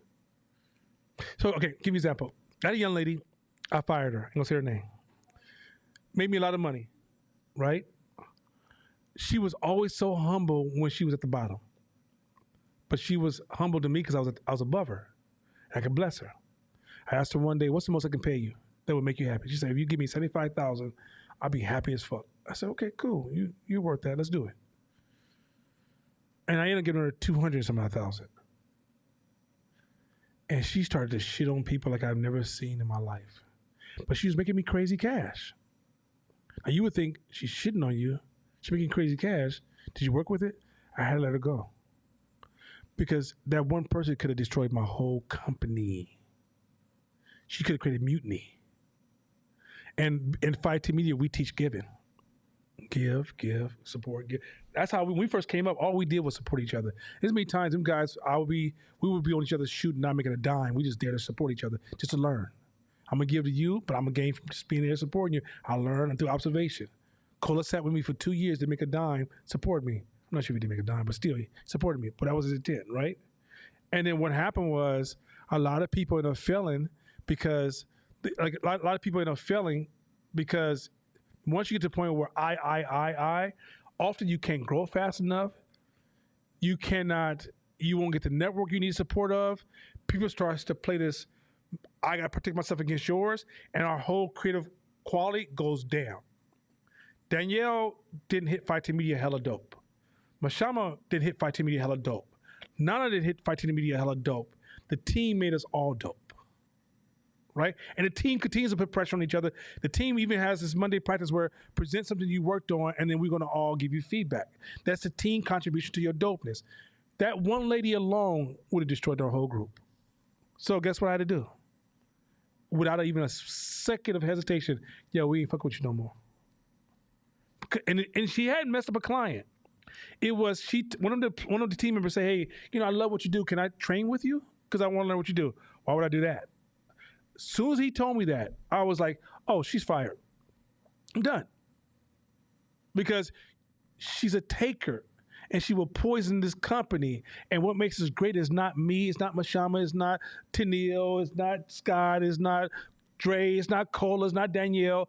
It's us as a team, not Kevin. It's us as a team. And as soon as we play this dumbass game of I, it's going to destroy the whole fucking team. Like one of the biggest comments, so this is when I knew my team was working really, really well. We went to the project. It was for San Francisco at the hospital. And the whole team happened to be there that day, working on the project. Everybody was manning a station. And I walked in, a little later, and the team had already set up. And the motherfuckers looked like a perfectly choreographed dance group. It looked so beautiful. And the attitude, the way they talk to the customer and the way they moved and the timing and the organization and the structure, right? And you know what that was? It wasn't, oh, he's great, she's great, he's great. It was a team brought into the system. And I see them brought into the system. And so same thing with the Warriors. You take one player. I personally think Jordan Poole is hurting the Warriors right now because he hasn't brought into the system. Because I watch when he plays, he looks like Harden playing with the Warriors. You get one player who decides to do their own thing. Russell Westbrook. I think Russell Westbrook will whoop everybody's ass you can think of in basketball. But once that player goes rogue, he destroys the whole fucking team. Carmelo Anthony was poisonous like that. Carmelo Anthony was one of the best players in the league individually as an athlete. But once you go rogue, you destroy the whole possibilities and capabilities of the whole team. We don't need to finish this off. So enjoy being the center. Okay, attention. So geniuses enjoy being the center of attention. Insisted upon being shown a great deal of respect, exhibitionism, and arrogance. You know, how many photographers or designers or artists who walk around with so much arrogance when they become really, really talented? Have you guys ever been to Hollywood and meet an artist at the top of the game? Tell me which one of those don't apply. But have you ever seen how artists come and go so harshly? How when you get B and C listed, it's hard to get back to A ever again? Right? You're disposable because you don't understand the game. Well, if you guys go back and watch The Godfather, The Black Godfather, that was on Netflix, he's in L.A. and he's giving. He loses everything. This white dude comes out the woodworks. It's like, yo, this dude's taking care of too many people. I got you. Here you go. Put you back in the game. And he's back in the game. He's giving. And the whole time you're thinking to yourself, what skill does this guy have? Like, he didn't do anything. What does he do? He was a master giver in a world where everybody's a taker. So in this conclusion of this part, because I'm not going to go to the next. What's the next slide? What was the next slide?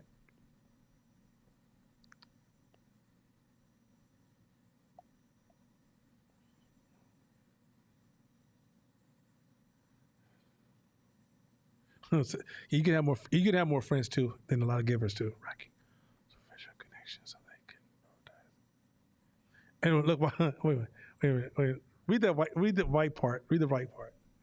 Just read the right part. This is cold. They featured quotes that were evaluated as boastful and arrogant. So on Facebook, they're boastful and arrogant. Keep going. The takers. But by the way, y'all can almost think of somebody right now that kind of looks like me, that feels this space really strong. Keep going. The takers also had significantly more Facebook friends, racking up superficial connections so they could advertise their accomplishments. So they work on growing their friends so they can have people to boast to about things they're doing. Keep going. And stay in touch to get favors. And posted vainer, more flattering pictures of themselves. Do y'all like, it's so clear. So this is my last part. I'm closing out with this. So when Tone Vic, for years, he started this class. I think at the beginning. I think Tone Vic was he in the first class? Okay. So when I met Tone Vic was 100% a taker, but not. Tone Vic is the most moral, kindest, greatest. My daughter loves Tone Vic. My wife even loves Tone Vic. She didn't like him at first because Tone Vic was like, he was too takerish, right? But Tone Vic is such a morally great, loving, giving person. Tone Vic used to call himself the mayor of the lake. Am I lying? Because he knew so many people when he went to the lake. He was so popular. He became the mayor of Lake Merritt. This is old Lake Merritt. This is not the gentrified Lake Merritt. And so, but Tone would always start these businesses and, he'd just take off and crash. And Tone Vic would go online and self-promote. This week, everybody, I'm going to do a 30-day push-up challenge. So I'm going to record myself every day. Today I did 3. If I'm in good shape, I'm just going to give me some water. Right? Am I lying? He would do all, and we all be at home, and all the entrepreneurs would be like, oh, this motherfucker right here. I promise exactly how we would respond, right? And Tone Vic would, today I believe motivation. I'm thinking about becoming a motivation speaker, so I want to try some of my motivations on you. I want to tell you that motivation is motivation. Clip over. And we'll say, oh, shit, okay, they go.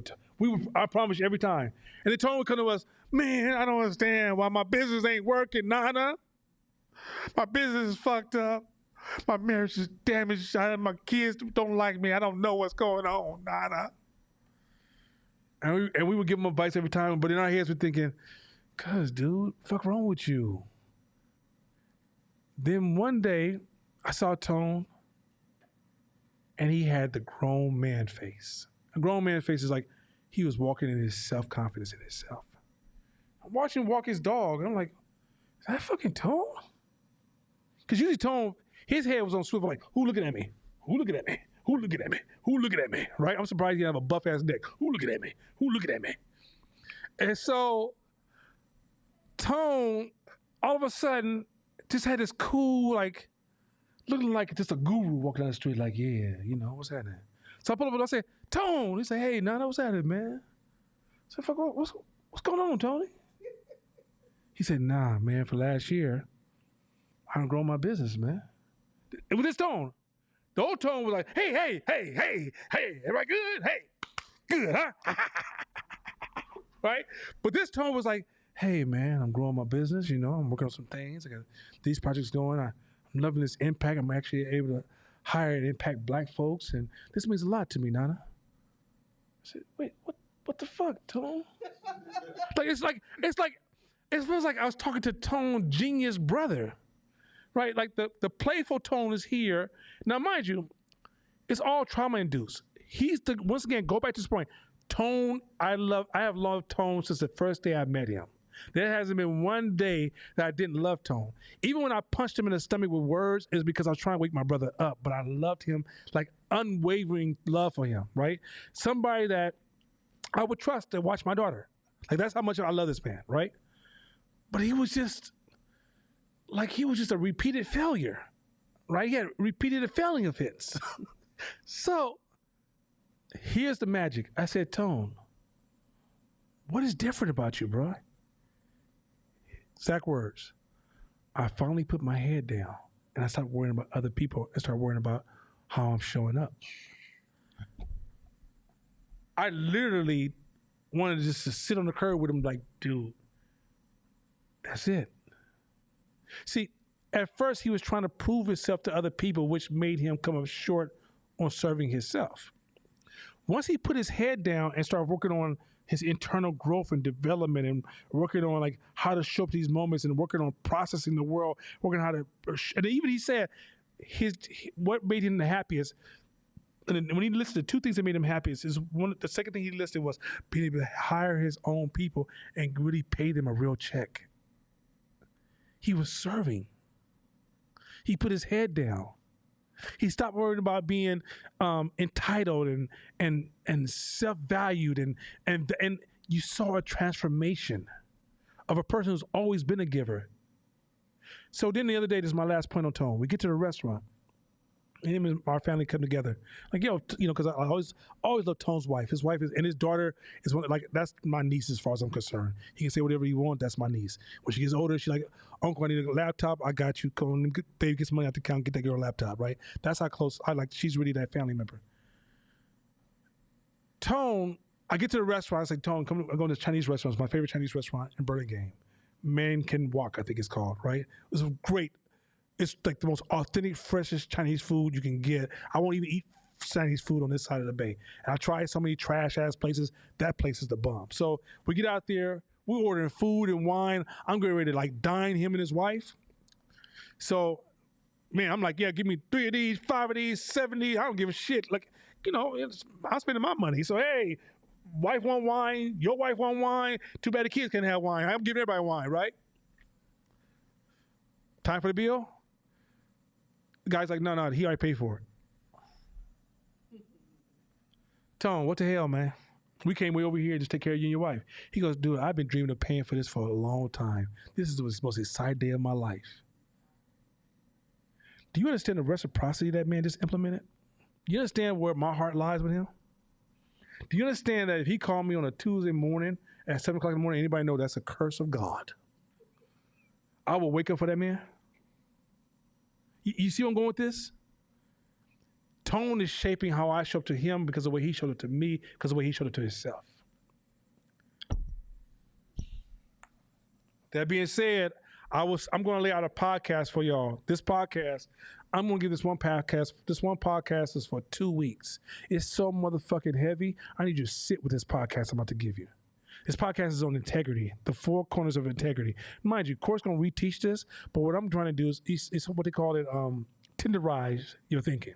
You understand me? Tenderize your thinking. So this podcast, I'm going to sprinkle it on you.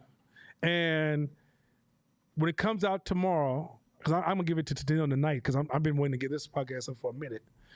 It's one of those podcasts you're going to listen to one time, but treat it like that, like the Beyonce album, or the first time you heard Parliament Funkadelic for some of the old heads, and the first time you heard Kendrick Lamar for some of the young folks in our class.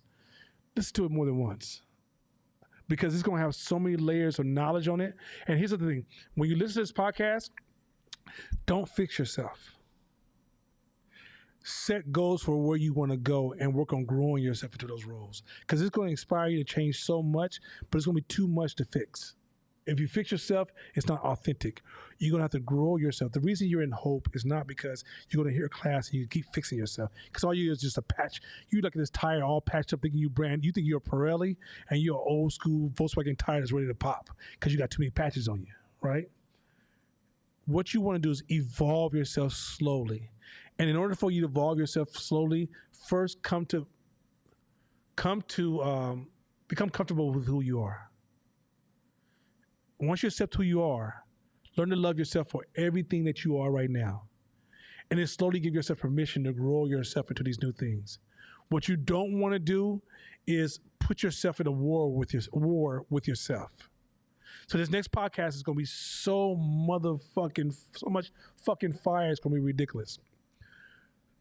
When we come back, this is for next month. When we come back next month, Miro will be in effects, because the way I'm going to be teaching so many strategies. I'm going to need Miro to help me, right? So when we come back from March and start April, Miro will be part of the class experience. I decided pivot based upon the homework I'm getting back from everybody. I'm going to teach you guys advanced sales skills for 3 months. I'm talking about each class is going to be a new technique on marketing and sales. I'm going to let you guys know what book I'm going to teach it out of.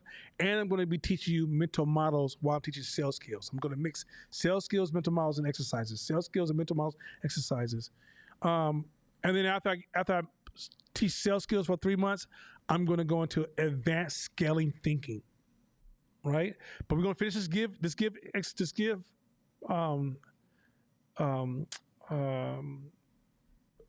give segment of the class is going to finish off this month, and I'm going to try to wrap it up and show you guys how this whole network. So if you have this good idea, you have a great product, what I'm trying to do is teach you how to season the market for your arrival. Otherwise, your natural behavior is working against all your hard work. So you're busting your ass, but you're coming home with $1, as opposed to coming home with thousands of dollars, because you've been tilling the soil for the seeds you're planting, right? That being said, as Josh says, when he gets home, y'all have a good weekend, and I'll see y'all soon. Peace.